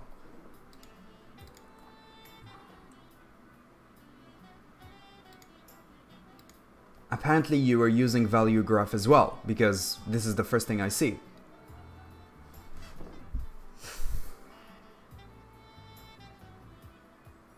I really want to understand this. Yeah, it's smooth. It's smooth as a baby skin. It is. It is.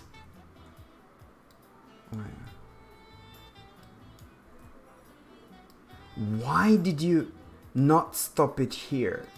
But why did you stop it here then? Hold on. Where is this?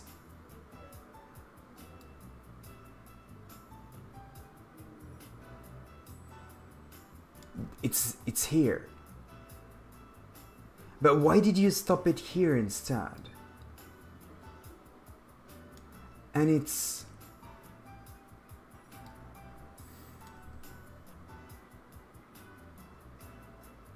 Oh!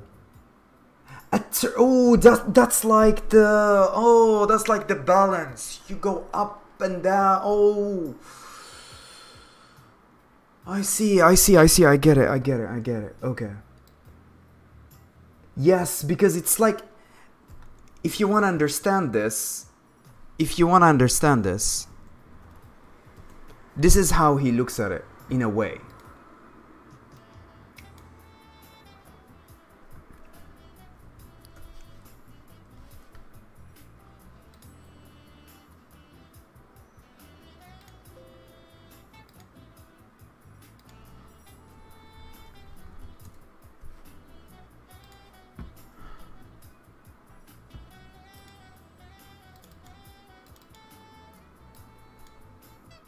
This is how we look at it in a way.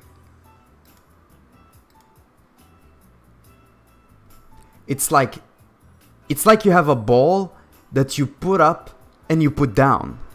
That's exactly what he did here. That's why he made it like Do you guys remember this graph that I use a lot when I wanna, you know, bounce up and bounce down? That's exactly what's happening here. Because it's gonna go up and then it's gonna go down. But if you look at it this way, you're not gonna get it.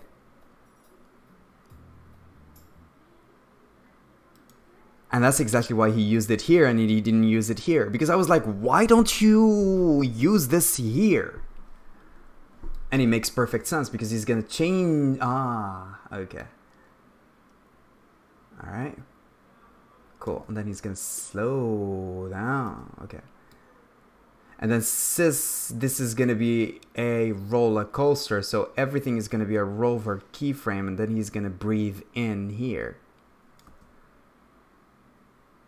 And then he's gonna go. And because here it's gonna bounce to the, you know, that 3D thing that we've seen. Hold on, where's the music?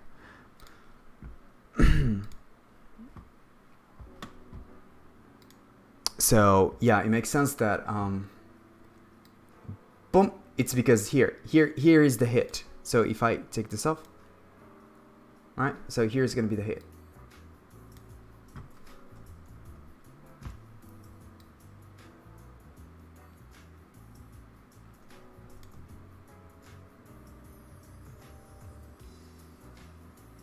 But of course you can see that it's not extremely smooth. It's not extremely smooth, let's be honest. Like, this looks a bit, like, it's not smooth as J. Arcane is smooth, for example. But when you add the rotation,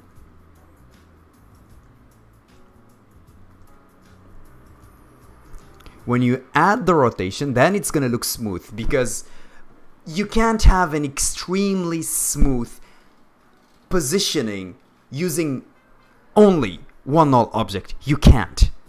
Every single After Effects user knows that. You cannot. And that's why I wanted to see this. I wanted to know how many null objects he's using for the position. And apparently he's using only one. But he is kind of like, it's not cheating. He's smart.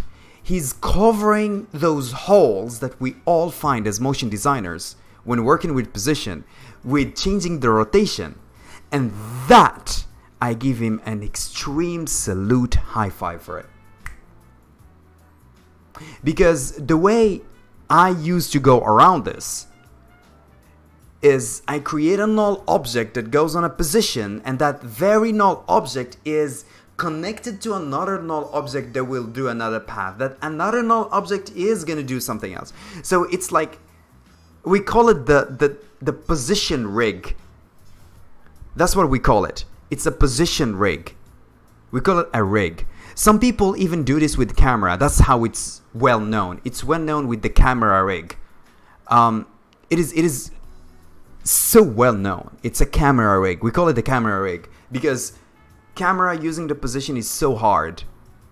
So you do a null object, but sometimes doing a moving here and here and here is so hard using just a camera. So what you do is you do what we call a camera rig, a position that's going to go like this, and this null is going to be connected to a null object that will only do this movement. So one null is going to go left, and one null is going to go right, and one null is going to go left, and the other null is going to go right. So it's like parented to a parent to a parent to a parent to a parent to a parent. So this position will move and rotate, move and rotate, move and rotate, move and rotate. Did you use this trick on the green project? I think I did. I think I did. I'm not sure, but I think I did. I don't remember exactly what scene, but I think I used two null object for just position, or maybe just even scale.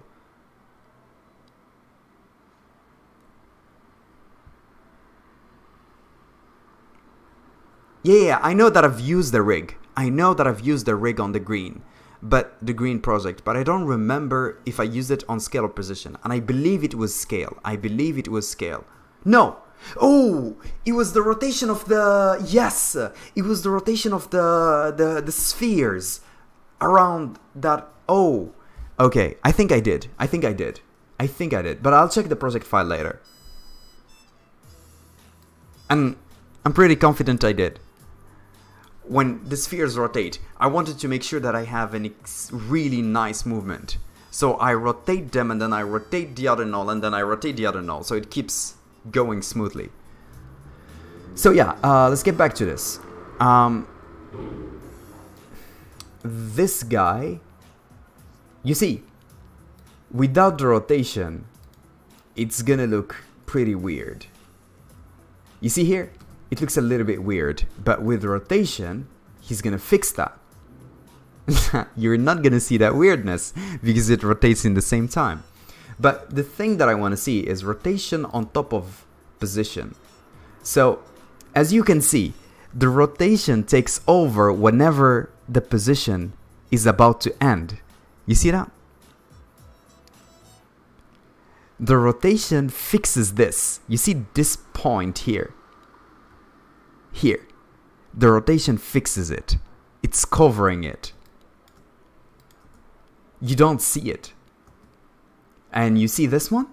He's gonna play with it again to fix this weird movement as well.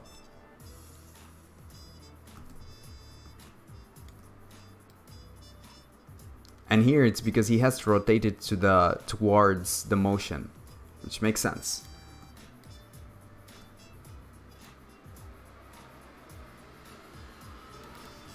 Okay, how much did he rotate here? Okay, wait. Hold on a sec. How much was it here? It was 205. Alright, so he did 2 rotations. That's why it was pretty trippy. Cool. Yeah. Alright.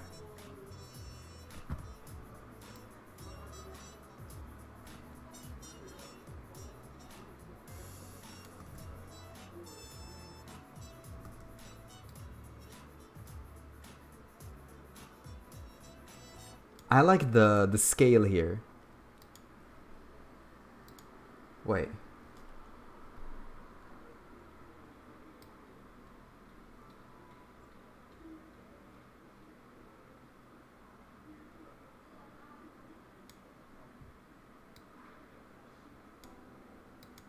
Wait, there was no scale?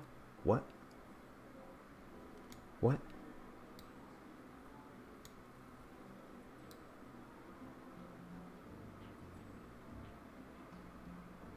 Wait, what? How did you...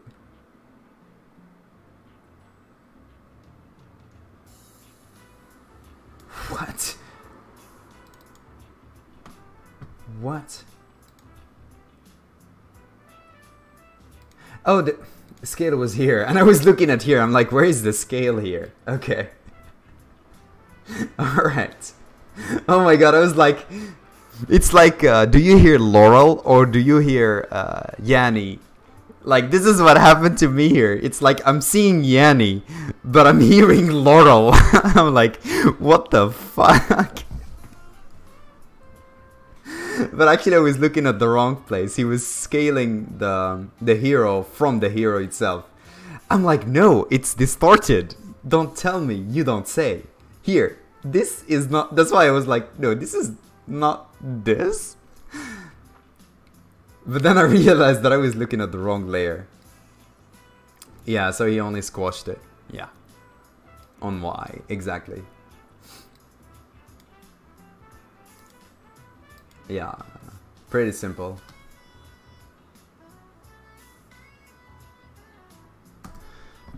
Damn, son, that was pretty cool.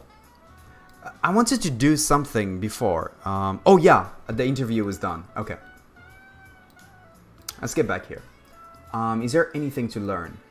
Anything else to learn here? Oh, CC Sphere. Okay. Back.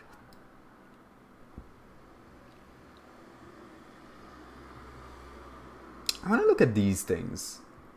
Oh, look at that. It's pretty smooth. Where is it? Where are you at? Where are you at? Okay, so there is no... So you're just on your own, is it? Apparently you're just on your own. Look at that.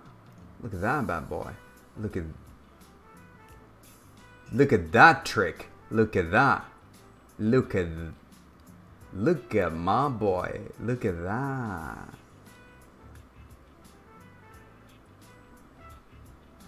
Use that.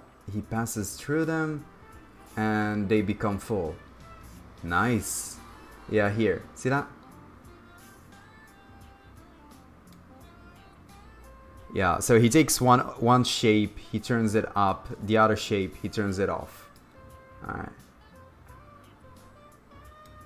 Alright, but it depends on the speakers. If more or less bass, that influences what you hear. I heard both. It depends on the speakers. Wait, what are you talking about? Wait, what are you talking about? Dude, what are you talking about? Okay.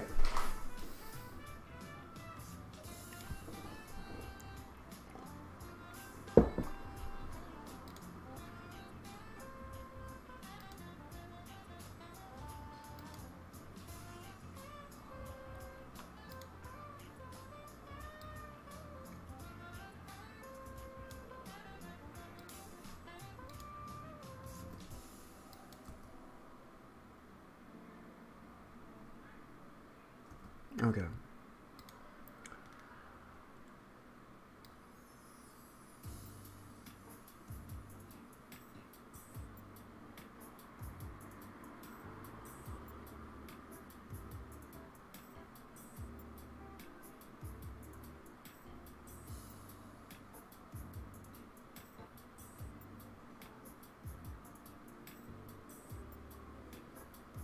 Yeah, so he deletes the layer here because it has to be on top of it after that. Because right now it was behind and now it has to be in front, so he's gonna change the layer. I mean the other way around. Now he needs to change the layer. Okay. Interesting.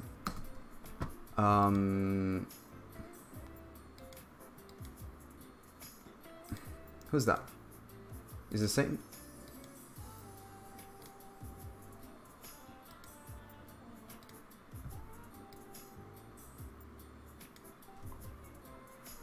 Okay.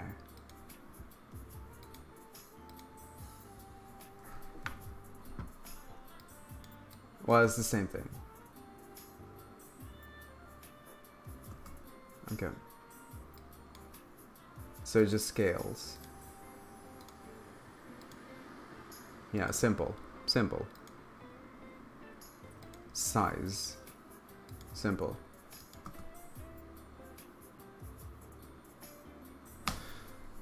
Damn. Yanni, and that's it. Yanni Laurel.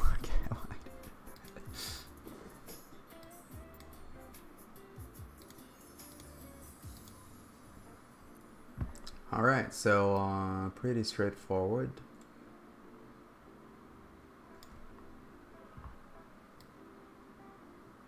Okay. Alright, let's look at the interview and let's close this legal thing.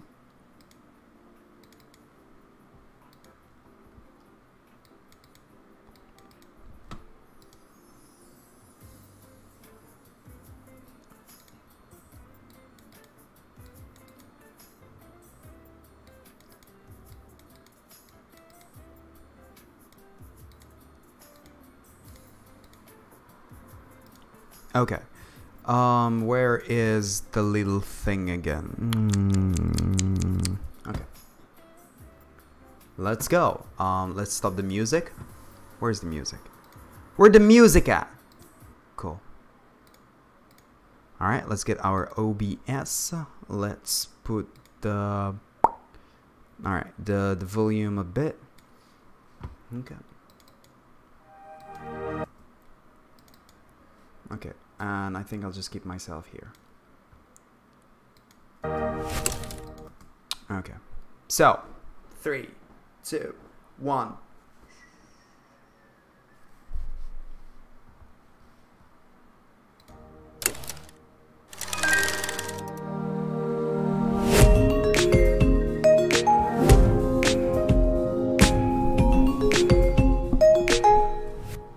Well, welcome. I think we should probably provide some introduction for this. This is the first official Hold Frame artist interview with Andrew Vucco. Awesome. Andrew and I have been talking about this idea for a little bit now, and it's finally coming together. And this is the first opportunity for us to sit down and actually talk about his piece, The Power of Light. So before we start, is there anything you'd like to kind of start with, Andrew? No, just a brief introduction for in case people are watching this who don't know my work. So basically, my name is Andrew Vucco. I'm a director, designer, and animator from Toronto, Canada. I build content for a whole range of digital channels, for film, to web, to television. And within that, I take a very clean and modernist approach to my work. So that's both in paid and personal, and I'm a very outspoken purveyor of personal work of any kind. So I would just kind of put that forward to everybody. Well, so actually one thing that I've always actually been curious about is you've kind of gone a slightly unconventional track. So I guess maybe this is just like a syndrome of being in the United States, but for a lot of us here, we will kind of start tinkering with this stuff on our own and then go to a big city and then kind of do the studio circuit for a while. I know you've done a lot of studio work, but you've kind of always been on the more independent side of things as well. Can you speak to that a bit, or is that just part of your backstory that I just don't know very much of?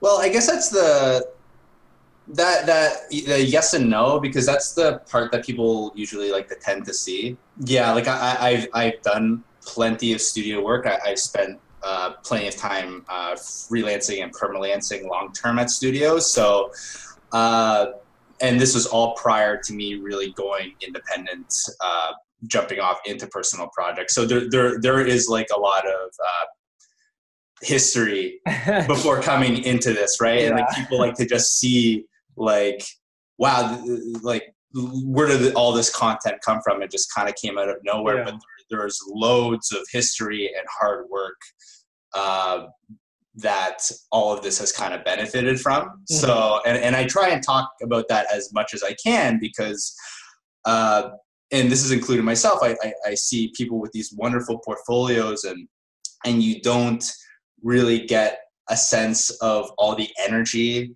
that and again, sorry to keep using the same term, but the history that went into yeah. that. And to be able to add that context, I think is really important. No, I think that's actually huge. It's kind of funny because we all in this like online digital like professional space, we're always like pruning our image and only putting the best foot forward and showing exactly what we've done. One thing that I'm guilty, I'm probably more guilty of this than anybody else, is like always only showing the latest stuff and being very critical and like almost curating like what's out there as much as I can. When the reality is there's like thousands of horrible motion tests and thousands of things that like I've been a part of or done that just like never see the light of day. I've always been really envious of people that have the website or the portfolio that is almost a timeline of like their entire career. Yeah. I think Gmonk is a really good example of that. It's obviously still like fairly curated, I'm sure, but like it goes all the way back to like 1999. And then I'm not sure if you've ever met or worked with him, but Evan Anthony is another one where if you go to a site, you can click back and like go all the way back to like 2009 to see the stuff that he was making when he was in school. And I've always been very envious of that. I've always wished I had like that strength to keep all that stuff out there. That's honestly that's a double-edged sword, right? Because I agree with you that I think it's really important for people to always see where you've come from. Yeah. And I think like when you manage or curate too hard, that is good. It benefits you, but it also takes away something from the community and like new people coming into the industry as well. So it's definitely a balance because, and I've tried to keep a lot of old projects up and available, and if you dig hard enough, you can probably find it. But the flip of the coin on that is that you want to be able to showcase the work that you want to get. Yeah. Right? So in my situation, I'd done a lot of 3D work and compositing work before getting into 2D animation, and by me keeping that live on my site or available for people to dig for, it kind of shifts, it broadens the scope a little too far for what I want people to hire me for. So it's kind of like a little bit of like, do I want to keep this up for people to watch, and do I want to make myself available to hire for these other projects, right? So it's a little bit difficult. There's right? like two sides to that. Yeah. Well, this is a funny question. I think it's like, it's kind of, might be a little bit difficult to answer, but when was it that you feel you first did something that was good, or that like you should be proud of? And I say good in like air quotes, because obviously the definition of what is good is always changing.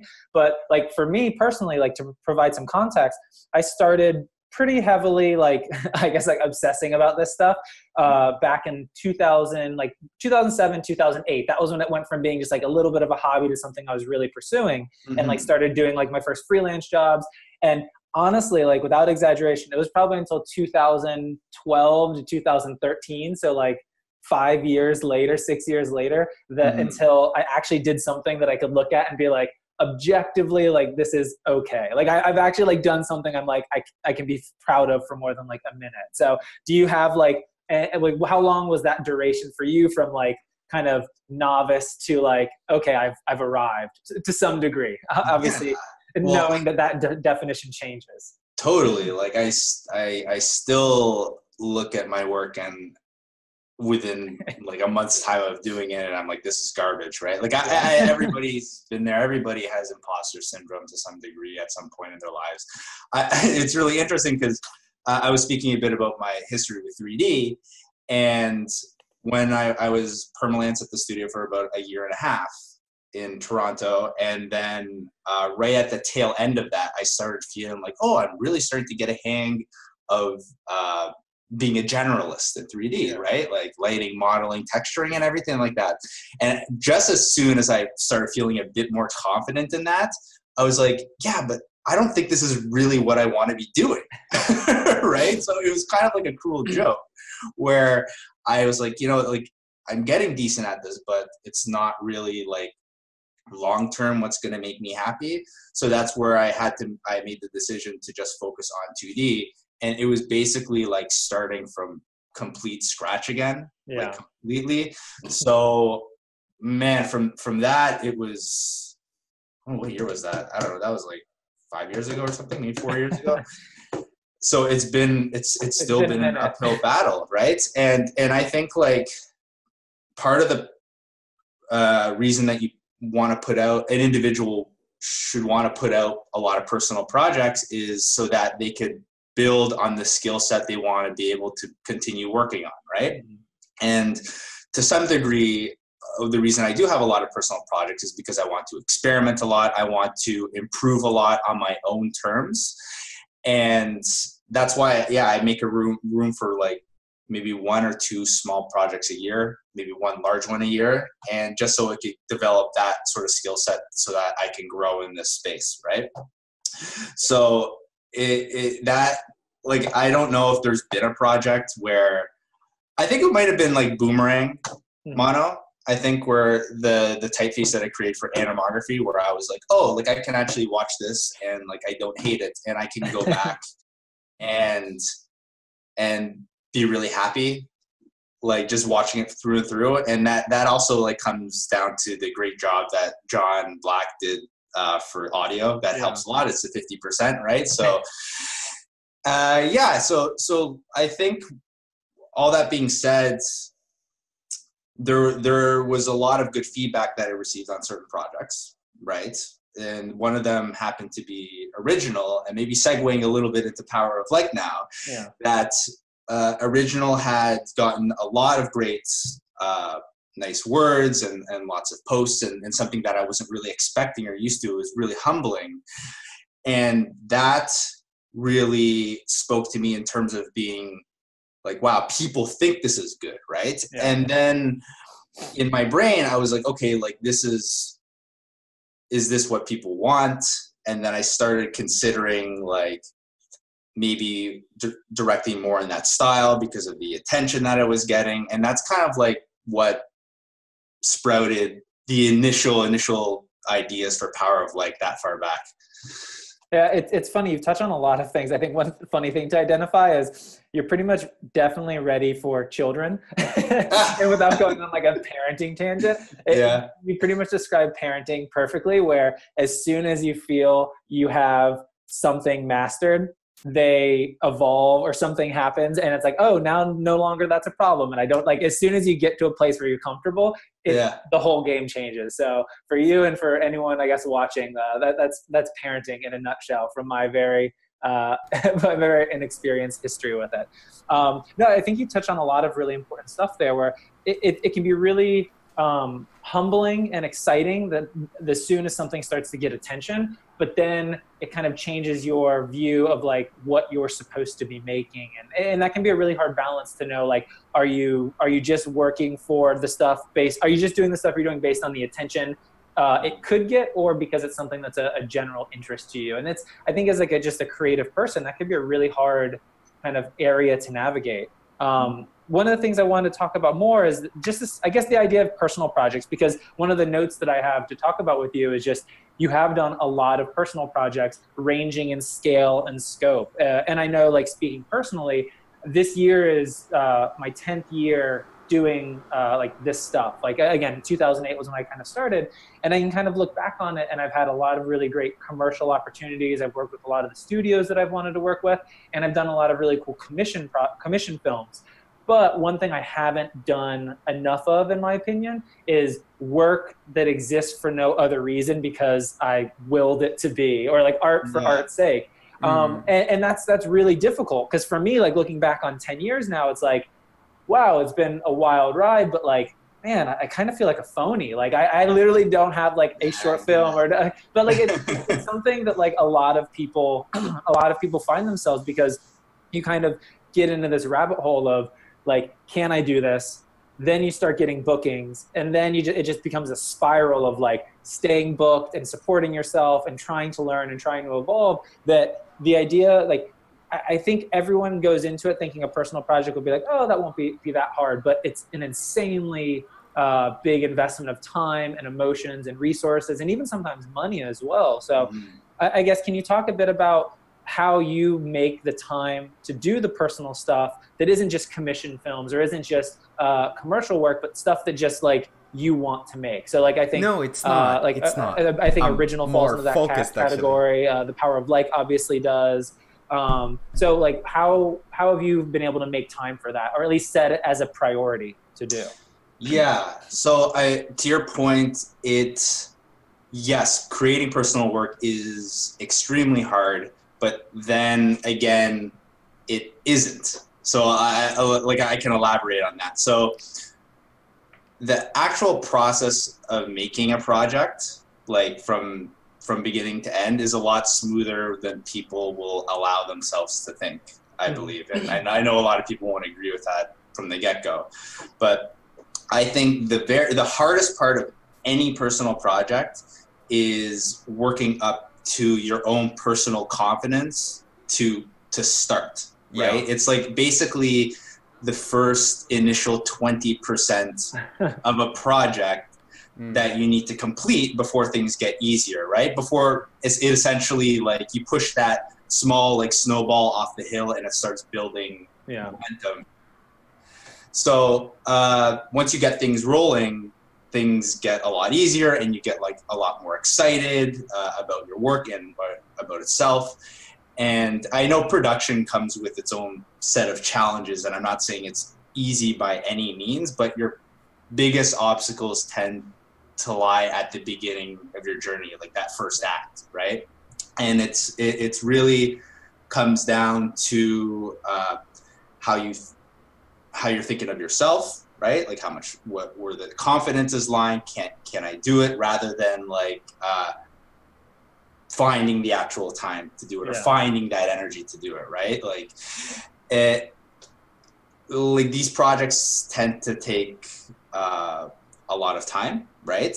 And it's basically up to the individual on how much they want to put into it.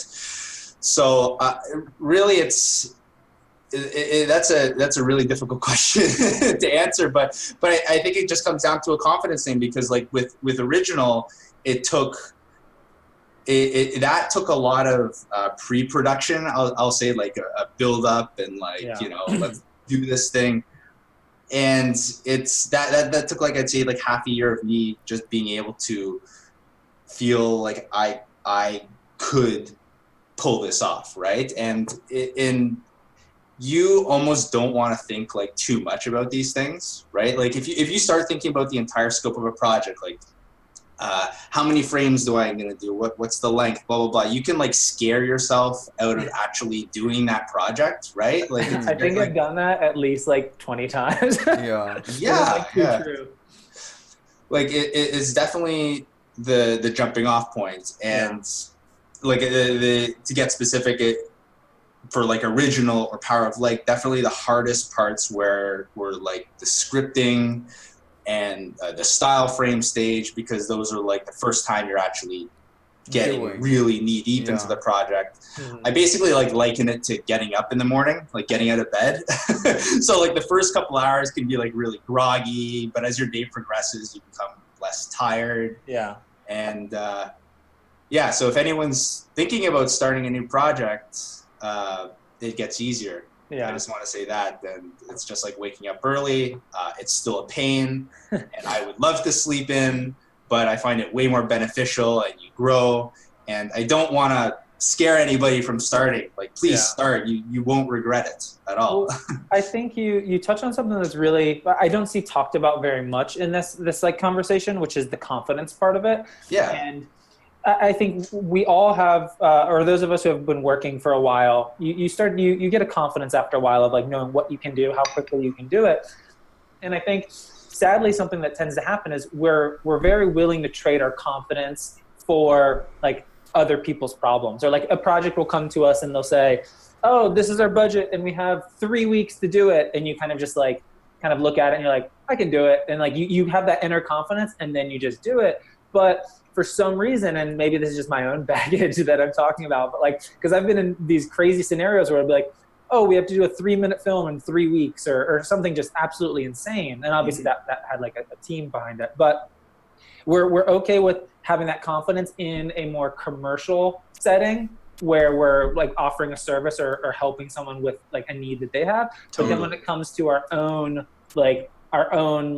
art for art's sake or just creation, having that confidence is so much harder, because like I'll literally be sitting there trying to work on a short or something like that, and I'll be like, oh, I can't do this. And then an email will come in and I'm like, oh, I can do this. I can do this for the email, because for some reason it's like, oh, I'm just trading. They're giving me like their problems and money, and I'm giving them my confidence and skills, and like that's how it works. Where when it's independent and personal, it can be really difficult to do that. So I think the confidence thing, it's something that, like, you know, this conversation is by no means new. Like every podcast talks about like starting personal stuff, but I think what's helpful here is just like this idea of like confidence and just like having it for yourself and not scaring yourself to start, because that is something that I've done, and I know many people have done as well. Yeah. It's cutting a little bit deeper when you have to start something yourself. Yeah. Right. And the idea of, because basically when, let's say you take off a month or two to do your own projects, right? Like you're essentially, that's an opportunity cost for you to take on other projects, right? Yeah. So it is what you're saying. It's not just costing you money in terms of like, investing in the project, like actually paying people out for like voiceover, whatever you want to hire people for, but it is an opportunity cost for you. So you're losing money, and so like it's kind of like you're doubling down on like believing in yourself, right? And that's a lot harder to do. But once you do that, it's always about that first step of being able to do it, and like don't overthink it. Don't like mull on it too long, right? Because we can get into these like really deep thoughts, right? That you can think of any reason to not do a personal project. I can think of any reason to not do any of the projects that I put up, and I'm sure like other people have been in this boat as well, but at some point you just decide like, fuck it, like I'm just gonna like jump in and just start, and maybe that's not making like a conscious decision of like, yes, I am all in. Like it doesn't have to be so black and white, right? It's just gonna be like, oh, like there was like this interesting look that I wanted to bring to a project, but I haven't found an opportunity. Maybe I'll just make a frame. Yeah. And then you fuck around for like an hour or two and just mess around, and you're like, oh, that's really interesting. And then, but you start building confidence by taking small steps, right? Like up a ladder. You're not kind of like trying to make that jump up to the second floor, right? It's you just need that one thing that gets you excited, and in your gut you know that it's doable. And sometimes that's a frame, sometimes it's a motion test, sometimes it's even just like a paragraph in a director's treatment where it's like, oh, this has legs and this is worth my time. So it's like it can just start as just a very simple thing. No, I think that's really helpful. So with your personal process specifically, and I know everyone's fairly different, when it came, can you talk about how exactly the Power of Like started? Like what was the first thing that you made? So you obviously mentioned that it kind of got its genesis or beginning in Original, but did you put together a motion test? Was it an animatic? Did you do like an actual former director's treatment with like a mood board just to wrap your head around what the idea was? Or was it just like how did that, or was it more organic where it was just like you just started animating something and then everything grew from that? Oh man, yeah, like so I could definitely talk on that, but that's like opening a Pandora's box. So like the first thing I want to say really quickly is because it's too big. In terms of like, people always want that golden goose of a project, right? To like for it to have meaning and for it to look fucking amazing. Like they always want like both, right? But I think at the beginning of a project, it simplifies things to saying like, I want to focus more on the content of like make this either the script or what this has to say, and commit to doing that, or just commit to making this like an eyegasm, right? And I think that's like if you kind of set yourself up at the beginning of the project of I'm going to go with either A or B and kind of like somewhat decide on that, that simplifies it a lot for you, right? It takes a lot of pressure off of you. So I always try and do that with my projects, right? Like, so with Power of Like an Original, I was really hitting it from a point of like, I have a message that I want to talk about. And for something like a Boomerang Mono, where it was just like a typeface, I'm like, I just want to make this visually really interesting, right? So that's where I start. So going back to your point, like with Power of Like, I came from a place where the only reason I had started that project was because I had a feeling that I was kind of going through, right? Like I spoke about it plenty before, but it was about looking where our motivations lie. And once I put out like a couple projects and they got really good feedback, I was wondering if that feedback was influencing how I was putting out future work. Like if I was just putting out work based on, did people like it? Did people not like it? Did I get a certain amount of follows? Did I get like a certain amount of like retweets or whatever, right? It's the validation. Yeah, validation. Totally. Exactly. And I didn't like that, and I didn't like the idea of like going down that path in the future. So there was a point where I wasn't taking any client work because I didn't, again, know where the motivations were coming from.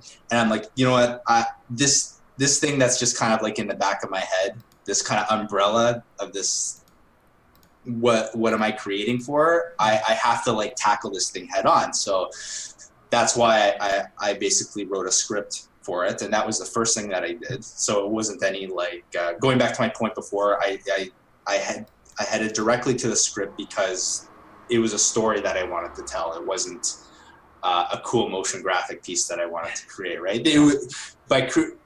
By making it look cool, it's just kind of like acting as a vessel for that message, right? Yeah. So yeah, with that was the starting point. Got the script down to a place where all the broad strokes were set, and right away just jumped into like just a day of storyboard, right? It was like I limited myself to maybe like 6 to 7 hours of just sketching stuff out. I probably had that somewhere. I could give that to you later. But basically, I was like, okay, I'm not going to spend too much time on anything after the script because I just want to see if I could cut like a Boardomatic with rough sketches and see if the flow was going to work, right? So basically every part of production, whether it's the script, the storyboarding, the design, I create all those aspects as I would for a client, right? To pitch them on certain ideas, but I'm not pitching them, I'm pitching myself, right? So basically I create a Boardomatic, really rough, didn't invest time in it, so I could watch it from start to end and pitch myself the idea that this was worth continuing, right? Yeah.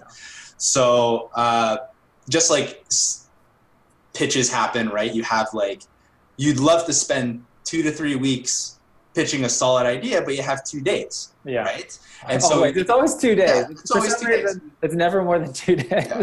And you're gonna, so why not set those restrictions for yourself as well? Why do we drown it out for a month, right? Like, and basically like pitch frames are always going to be super rough. They're not going to be the final project or product.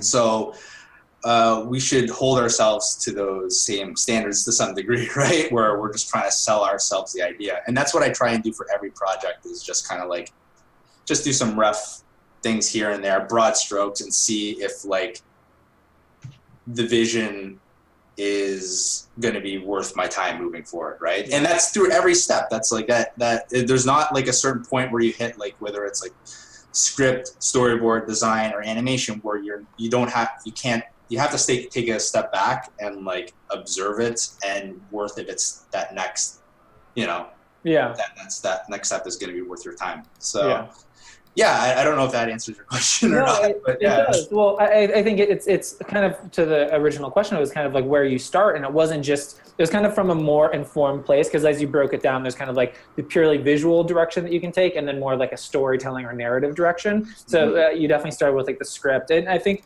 one of the things that you touched on that I talk about a lot. I can't really. It's hard to explain. It could be like a whole conversation unto itself, but.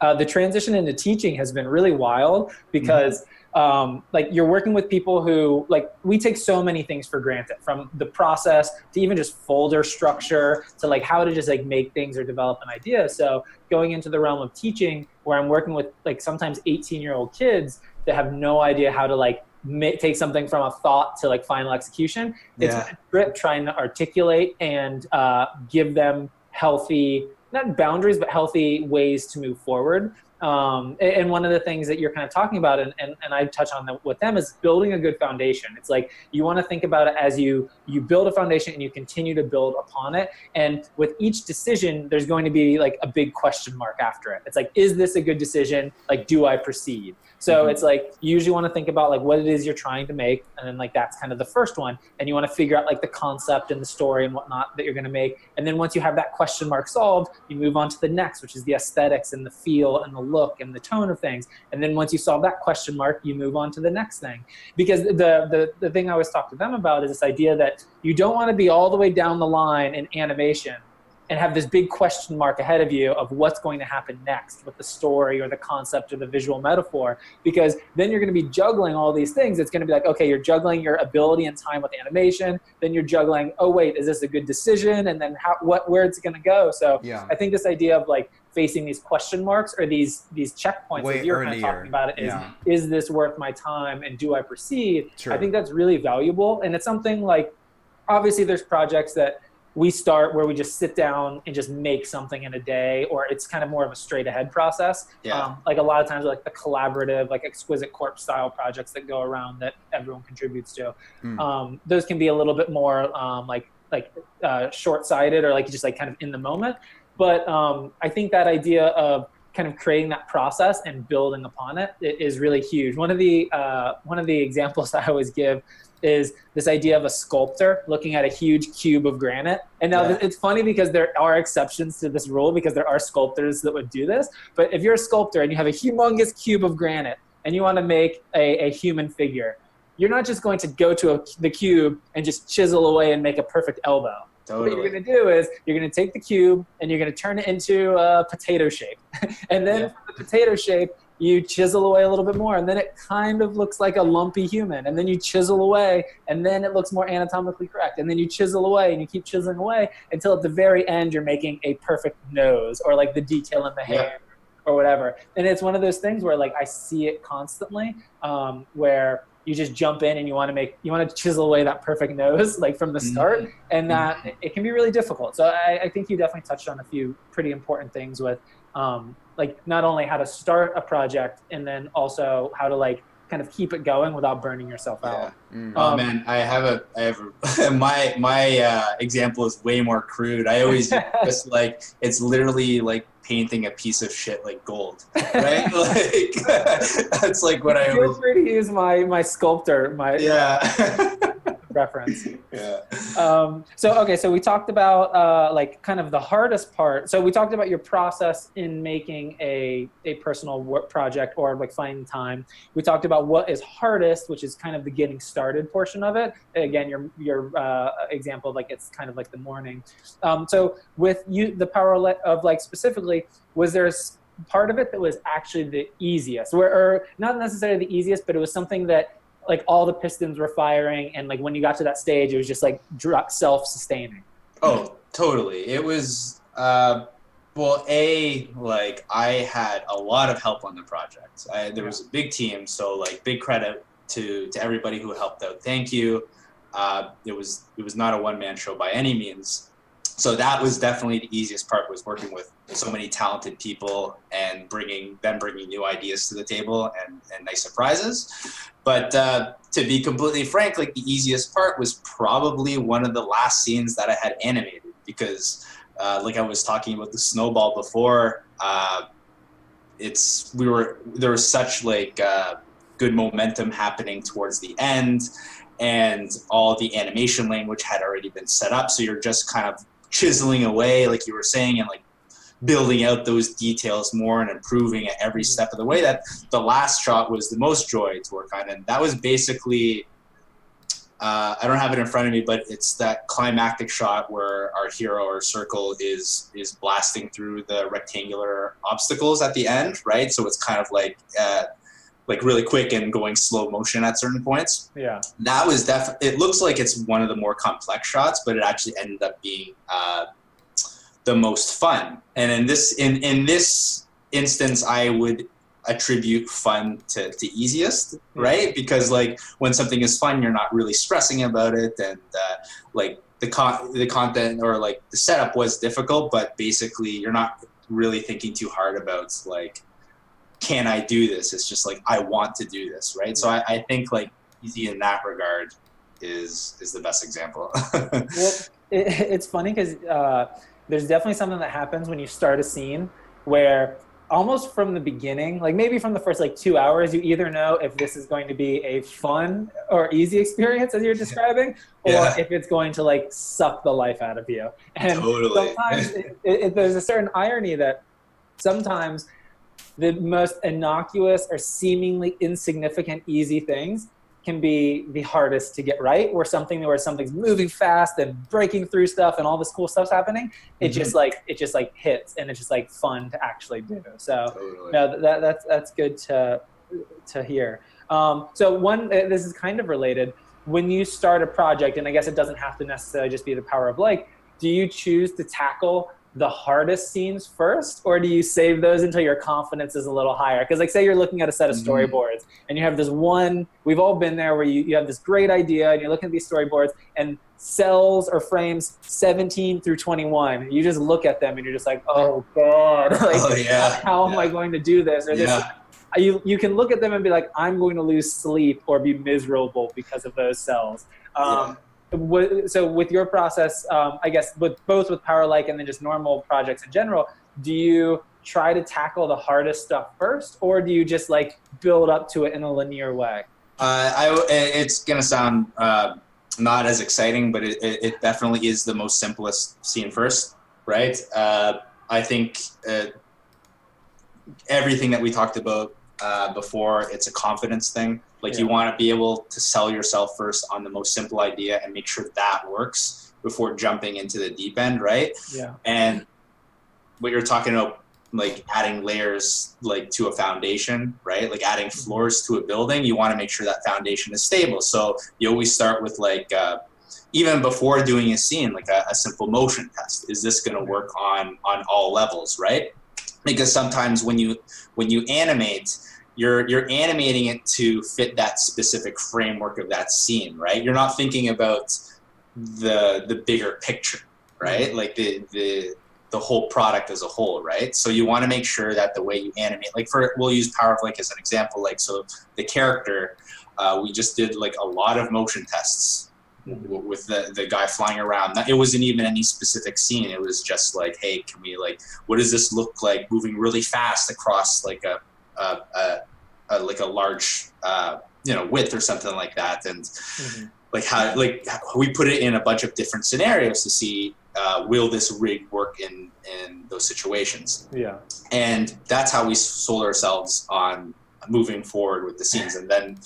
And then from that point, we actually just started with the introduction because it was just character based, right? With like a couple small elements flying around. And then right after that, like I was sold. So the first thing that I jumped into, the first shot after the intro, was basically the brain and pinball shot. It was the line was how we think and how we act. So, and it was like something like orange to like pink or something like that. I don't know where it is on the timeline. It's funny how it just becomes a blur after a while. Yeah. So like emotionally connected to these projects, but then looking back on it, it's like, wait, what was the line? Was it where purple? Was it blue? So it's actually like right at the 37-second mark, if people want to directly reference it. But basically, that was the first scene after the intro with actual like elements in it that I wanted to jump into. Yeah. And the reason I had chose that scene is A, like I was really excited by the designs, and B, it was a really broad contrast of animation, right? So you have the brain shot, which is the character on orange with all those like flashing elements, which is supposed to be a brain.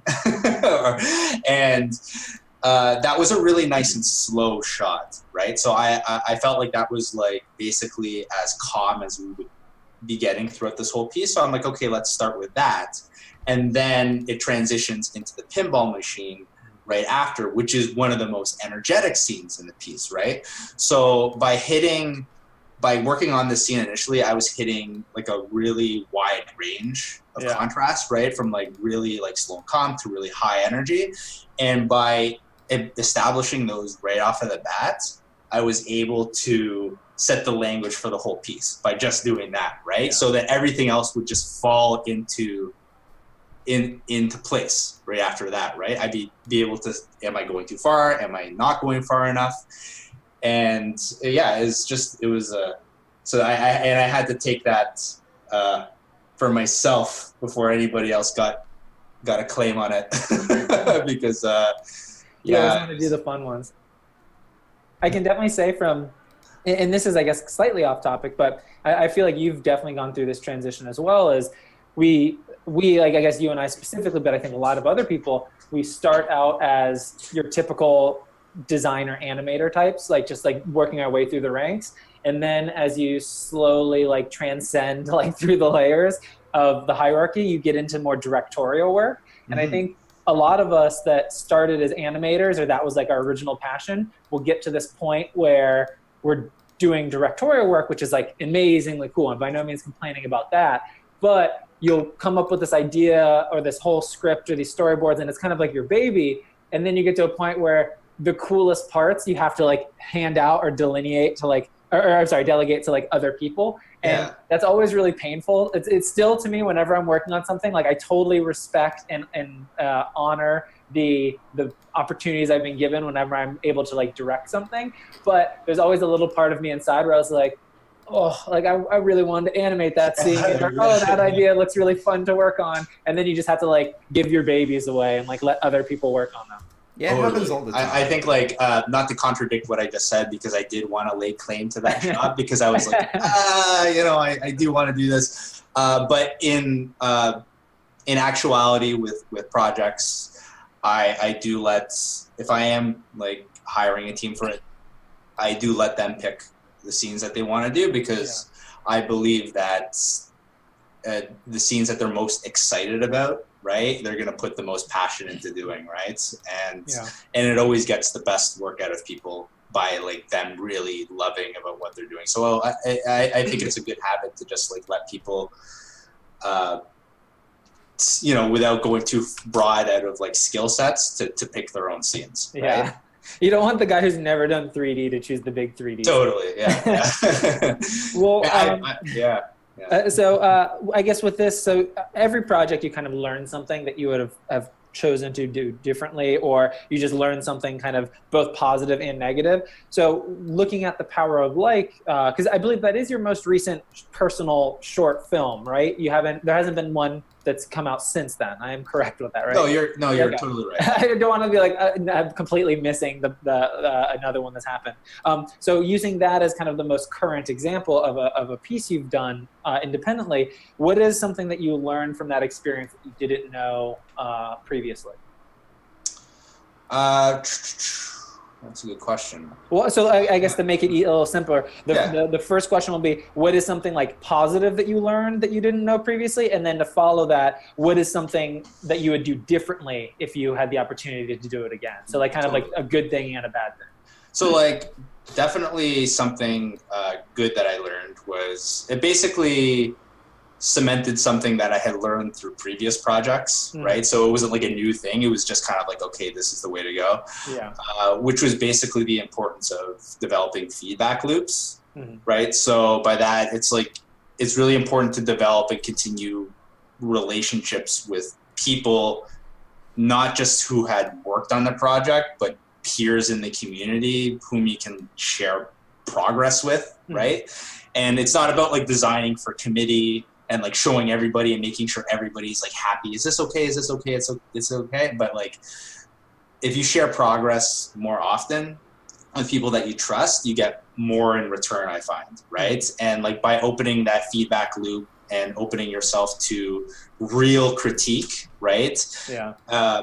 Just something that is so critical to anybody, but especially freelancers. And now that we're all just, it's global, right? And everybody's working in their home studios or offices, that you definitely need to be more in touch with the community and to share your work more often internally, because that's one of the huge benefits of being in a studio. And anybody who's been in a studio will know that, there's that art director that always looks over your shoulder, but there's a reason for that, right? There's like, people are like, it does get annoying, but those are forced feedback loops, essentially based on your space. So you have to kind of create that scenario for yourself. to be able to really progress in your work, right? And that's just something that's really was cemented on this project because it was really shared with so many people before actually being launched. Yeah.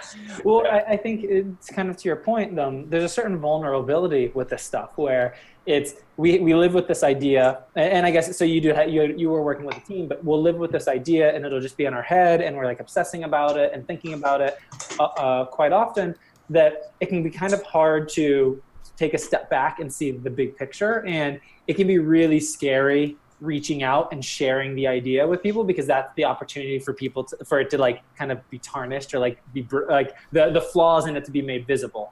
But I think it's so important because once you get past that kind of uneasiness or vulnerability, you'll see that the project, the ideas almost always get better. Even if someone says this part is crap, hopefully a little bit nicer than that. It at least forces you to address those things, and then also helps you move forward quicker. So you're not living with this potentially bad idea for a long time. It's getting kind of brought to your attention sooner rather than later, and then you can address it and move on and hopefully make it better. That's, I think, one of the things you're touching on is one of my favorite parts about animation is how communal it is.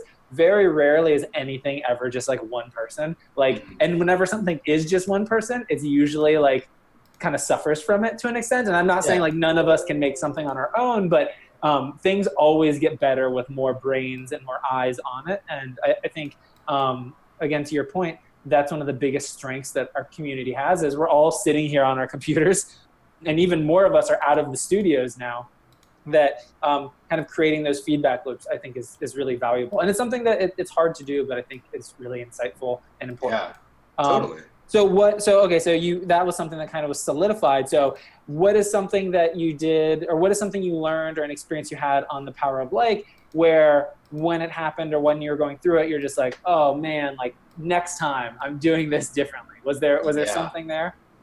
So it was actually not so much about like anything technical or anything during the actual production that I had huge regrets about. It was more about I would have actually liked to post it a lot earlier than it actually was. Yeah. And it was delayed for a whole number of reasons. But I would say if you have something that you're sitting on and you're thinking of posting, and just do it and don't give it a second thought, and don't hesitate, because we have a zillion reasons not to post something, whether it's like a self-confidence thing or it's just not in a perfected state that you want to be able to share with the world, because sometimes it benefits you to put something out there sooner that might not be perfect, rather than tweaking and changing and tweaking and potentially giving yourself more time to have second thoughts, right?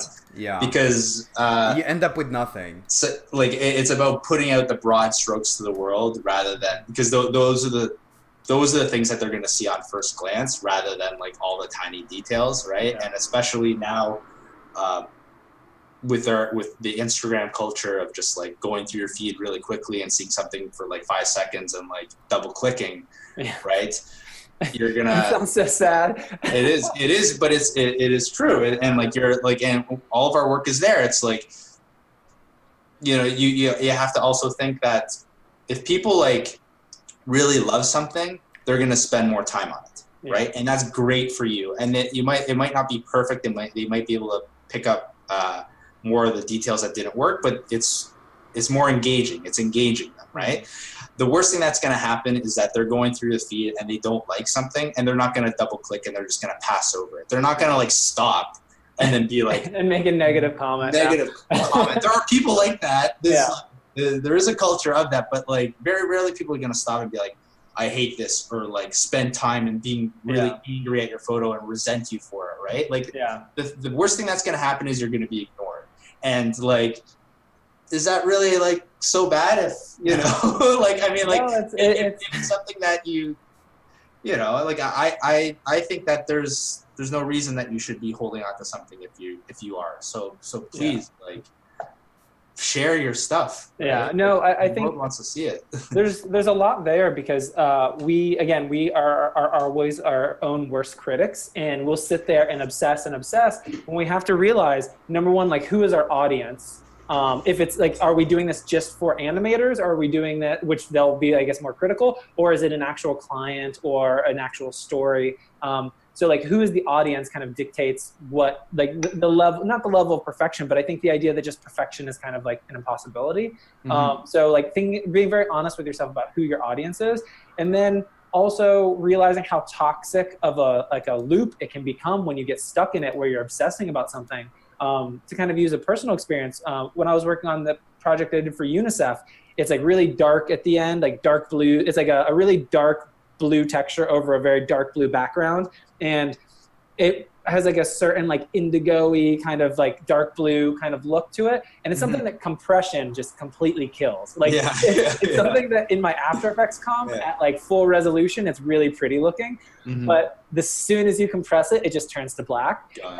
I remember like that project was pretty much finished, and I just kept re-rendering and recompressing and tweaking and obsessing. And I just was trying to get just the dark bluish black right at the end. And my wife ended up coming over and she's like, what are you doing? Like, it's just bluish black. Like, that's it. And it's like, I had to get that second opinion because, or I had to get like an outsider's opinion, because it's like, oh yeah, people are just going to see this as dark blue, like, or blackish. And that's like all it needs to be. Like me obsessing over this, over a detail that no one else is going to notice but myself. It can be really difficult, and in its worst cases, it can be paralyzing, and you'll just sit on something and not launch it for a really long time. I think we've all had that experience to some degree. Like we've all been there, and I think like I don't want to contradict everything. I love playing devil's advocate with ideas. Is that's really good, because maybe it's just something for you, and you want to do, but you have to pick your battles with it, right? Is I guess where I'm going with it is like, if it's just a work in progress design and you're just bashing something out for an hour, share it, go ahead, right? But sometimes like you really want to, if something like Power of Lycan, you want to tweak because it's for you, right? And you're the purpose is to make you happy, right? I think there's nothing wrong with like putting more time into those types of things, right? Because at the end of it, you're going to feel confident. I did my very best on this, right? And then I put it forward, and it doesn't matter what people think. But it's about picking your battles, I think. Well, I think it's you're right, and it's just that balancing act. And I think it's something that we are so used to being able to constantly noodle with or like tweak things, because like anyone that's ever like actually done painting or like actual hand skills where they're putting paint on a canvas or sculpting some clay, there is a very real place where you'll get where by messing with it more, you then run the risk of ruining it. And for us, there's no consequences for us. Like, yes, we could like do something stupid, but like for the most part, if we're saving versions and we have it backed up, we can just keep going forever. So I think it's definitely like kind of knowing that perfection is an impossibility, but then also knowing what your values or what you hope to achieve is, and then weighing that, like, are you actually doing that, or are you just like obsessing for no reason anymore? Totally. And it's something, there's not like those so we need to make something like this. Do you remember when Jessica Hish made a yes/no chart where it was, should I work for free? And it goes through all of the cycles. It should be like, should I continue working on this? Like after it's delivered or whatever, and you move your way through it as a reference, because it can be really difficult to know when to stop. And also kind of be willing to put yourself out there, to your original point. So I feel like we covered most of the questions I have on like the power of like, and just like creating personal films in general to the viewer, or I guess the potential customer out there. The purpose of these artist interviews is kind of to talk more about the broader strokes and the big picture ideas with the creators and what went into their films. The artist insights piece, which will be with all the other files that you have, that will be the opportunity to kind of dive into the weeds and look at more of the technical stuff, where Andrew will be taking you through that stuff. This is kind of just more the big picture discussion that we're having. So I guess to kind of move on and wrap things up, what advice would you have for individuals both commercially and independently? And I guess those can be kind of loosely defined terms. I guess like commercially, just those like working for clients, and independently, again, going back to trying to do personal projects or venture out on your own. Do you have any general advice for those two groups? So basically in terms of like the personal work, there's no better time to start than right now. And you'll always be searching for that perfect time to start a personal project of any size. A lot of people who've never worked on their own short, again, like tend to get very overwhelmed at just the thought of it. So really, you have to do it like a Band-Aid, or like just really kind of like commit yourself to say like, I'm going to take this week, or just start messing around on a couple frames like tonight. Right. And that it's basically, just kind of not thinking too deep on it and building like an anxiety towards it, because I think that's definitely the biggest obstacle that people have towards personal work. And just a nice little plug that there will be something hopefully this year that I'll be putting out that might help you ease into that a little more. So keep a lookout for that. So and in terms of like paid work and more client work, the advice I would give is that if there's something that you're doing that isn't making you happy, think about what will, and don't feel scared or hesitate to try and make that change in your life, because just myself as a personal example, I came from 3D and I was really deep into it, and I created the shift about going into 2D, and it wasn't an easy path for me, but it was a conscious decision that you have to make about what's truly going to make you happy, and it'll really pay off in the long term, I hope. No, that's great. And I think there's a lot there, both with the independent and commercial stuff. And I think just to add on something is like with commercial work is knowing what will make you happy and then learning how to say no, because that can be really hard. Because once you enter into the commercial realm, obviously we'll be very fortunate that we can be making very large day rates and whatnot. That's a blessing. Like, it's amazing to be in that situation. It also kind of convolutes things, and it can make it really difficult to continue doing something that you're not happy with. So I guess to your point is, if you're not happy with something, be very honest about that and look at what can make that better, and have the confidence to say no, because as soon as you actually do make those changes, more often than not, it actually is for the better, even if it seems like there's going to be friction in the short term. Yeah, especially like if no matter where you are in your career, that it'll always be difficult to say no, because there's always going to be room for growth and a better opportunity, and it doesn't get easier unless you practice saying no, right? Like you have to start practicing right away, right at the beginning. And I don't want it to sound like us preachy talking about say no, say no, say no, because a lot of people don't have, like everybody has lows. Like I have lows as well, where it's like, there's not much work coming in, and then there's this huge influx, right? And then you have to like jump on everything, and it's way easier said than done, because sometimes there isn't a lot of work out there, but when there is, you'll know in your gut when something doesn't feel right. and I don't want to keep going on and on about it, but it's a battle, because you're always questioning, is this something that is scary and I should do it because it's scary, right? And I should challenge myself and grow in that way? Or is this scaring me in a way that it's not good for me and I'd rather be doing other things, right? It's always kind of like a fine line of like... That's a hard, it's a hard balance to know. No, well, I think this is great. You definitely, I think we covered all of the main questions I have. I guess to end things out, do you have any last words, or do you want to talk about what's next for you, what you're currently working on, or any of those things? So basically, I've definitely taken a little bit of a breather from the personal work after Power of Like. So I've been focusing on other projects, which I can't quite speak about yet. But like I mentioned before, it'll potentially be out later this year, and hopefully it'll work out, right? You got to put yourself out there.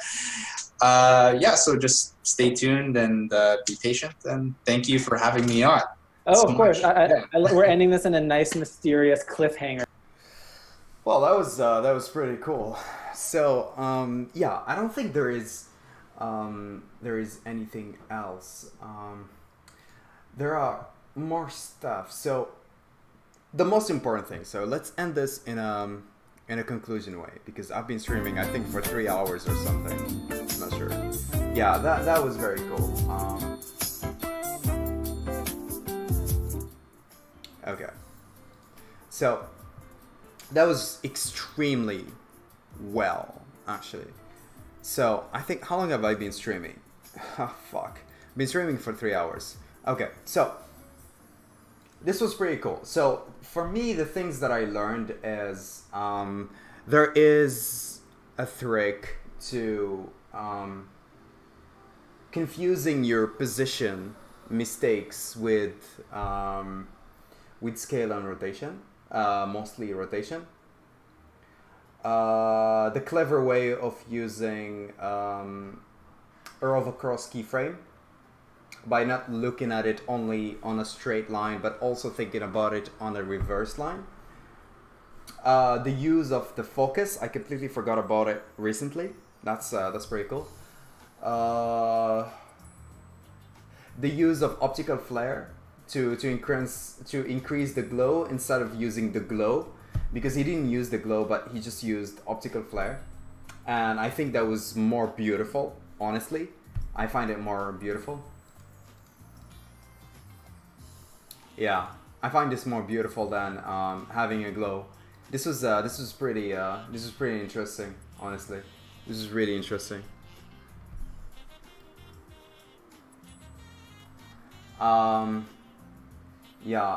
Other than that, the use of stretch and stretch time instead of using position, that could help. That time or map, that could help.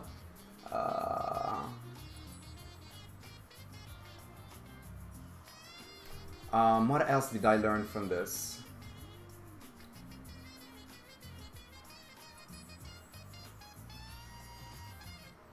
I mean, there is too much to discover this project. I mean, I don't think we're done yet. I don't think I'm done yet with this. Honestly, I don't think I'm done, because we still have to go over the how they created that streak. We still have to go over what do we call that? The dive, like this one, and this one. We have to go through this, and we have to go through oh wait,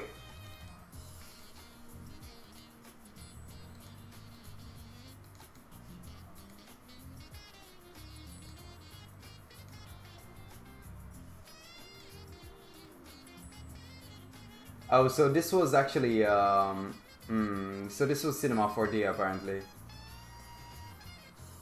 Yeah, this was Cinema 4D. Yeah, this was definitely Cinema 4D. Yep. This was definitely Cinema 4D. This is not After Effects. This is not After Effects. Because you can't get this in After Effects. You just can't. Yep, you can't get this in After Effects. Okay.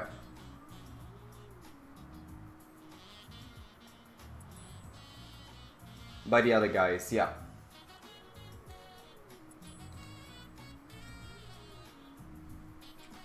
The one thing also that I like is this background.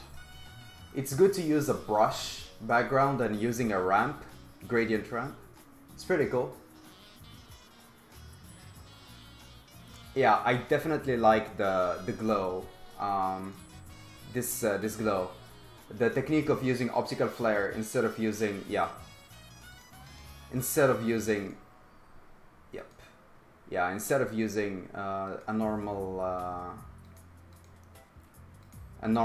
glow. I think that was, yeah, to me that was one of the most important thing I've learned in this project.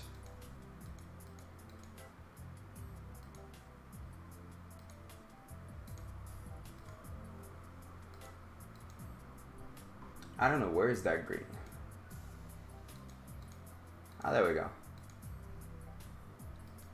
Yeah, to me that was one of the most important. Was made, yeah. So what else?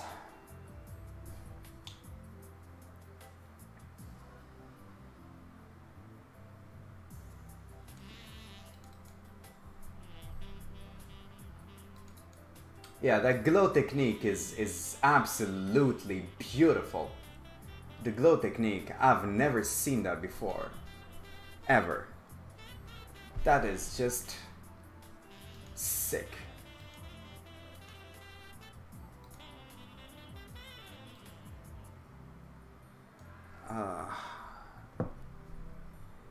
Hello? How did you get there? Oh, so you did. How did you get here? Yeah, how did you move? You're looking at control. Ah, there we go. Oh. No. Oh, there we go. Position. So this is what I said. This is what we call the rig position. You see? Position 1, and then you have position 2. See, this is what I was talking about. This is what I was talking about. You cannot fix your position using only one null. You have to use 2. Because here he can't rotate. So he had to use 2 null objects to get there.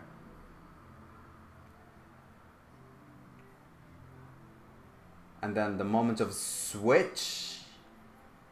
Alright, so this is just rotation. The moments of switch here. Yeah.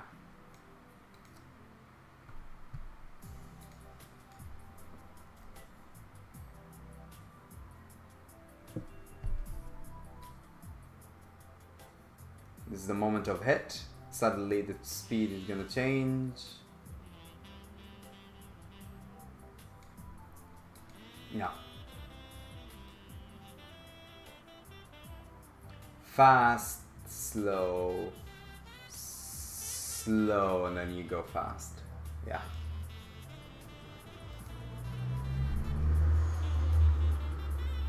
So far, this is what I learned. Honestly, this is what I learned. Am I happy? Yes. I've learned what I wanted, but there is, as I go through the video, there is too much that I need to see. Especially the water scene. Alright. About 126.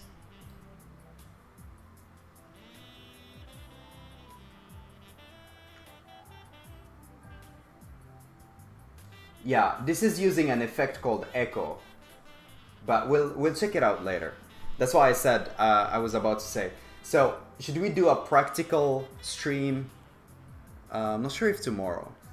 But definitely next week. Should we do a practical stream next week? About this? Should we continue on Vuko?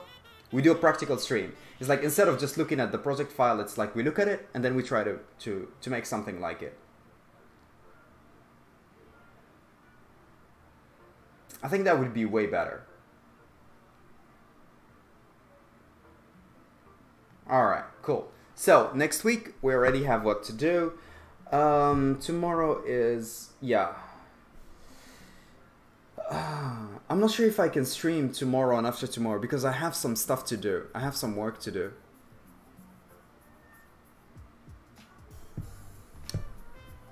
I'm not sure. I'll try. I'll let you guys know anyways on the Discord. Anyways, I always let you guys know on the Discord. Well, I'm not sure. Maybe I can put 2 hours on the stream. I mean, it doesn't hurt to put 2 hours. But I'll say. I don't want to say because I want to feel the mood. All right. Cool. Damn, guys. That was so fucking cool. Hold on. I need to turn on the light.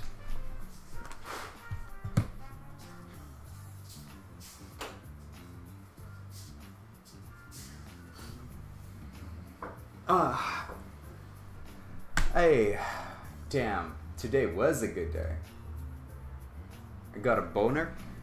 I've got Vuko files. What else can I wish for? And I've got my YouTube back. I mean this one, but yeah, we'll have to work on getting this YouTube ahead. Alright, go. Thank you guys so much for coming. My name is Mr. Popo, and as always, keep it going. And 3, 2, 1. Popadam. Cheers, guys.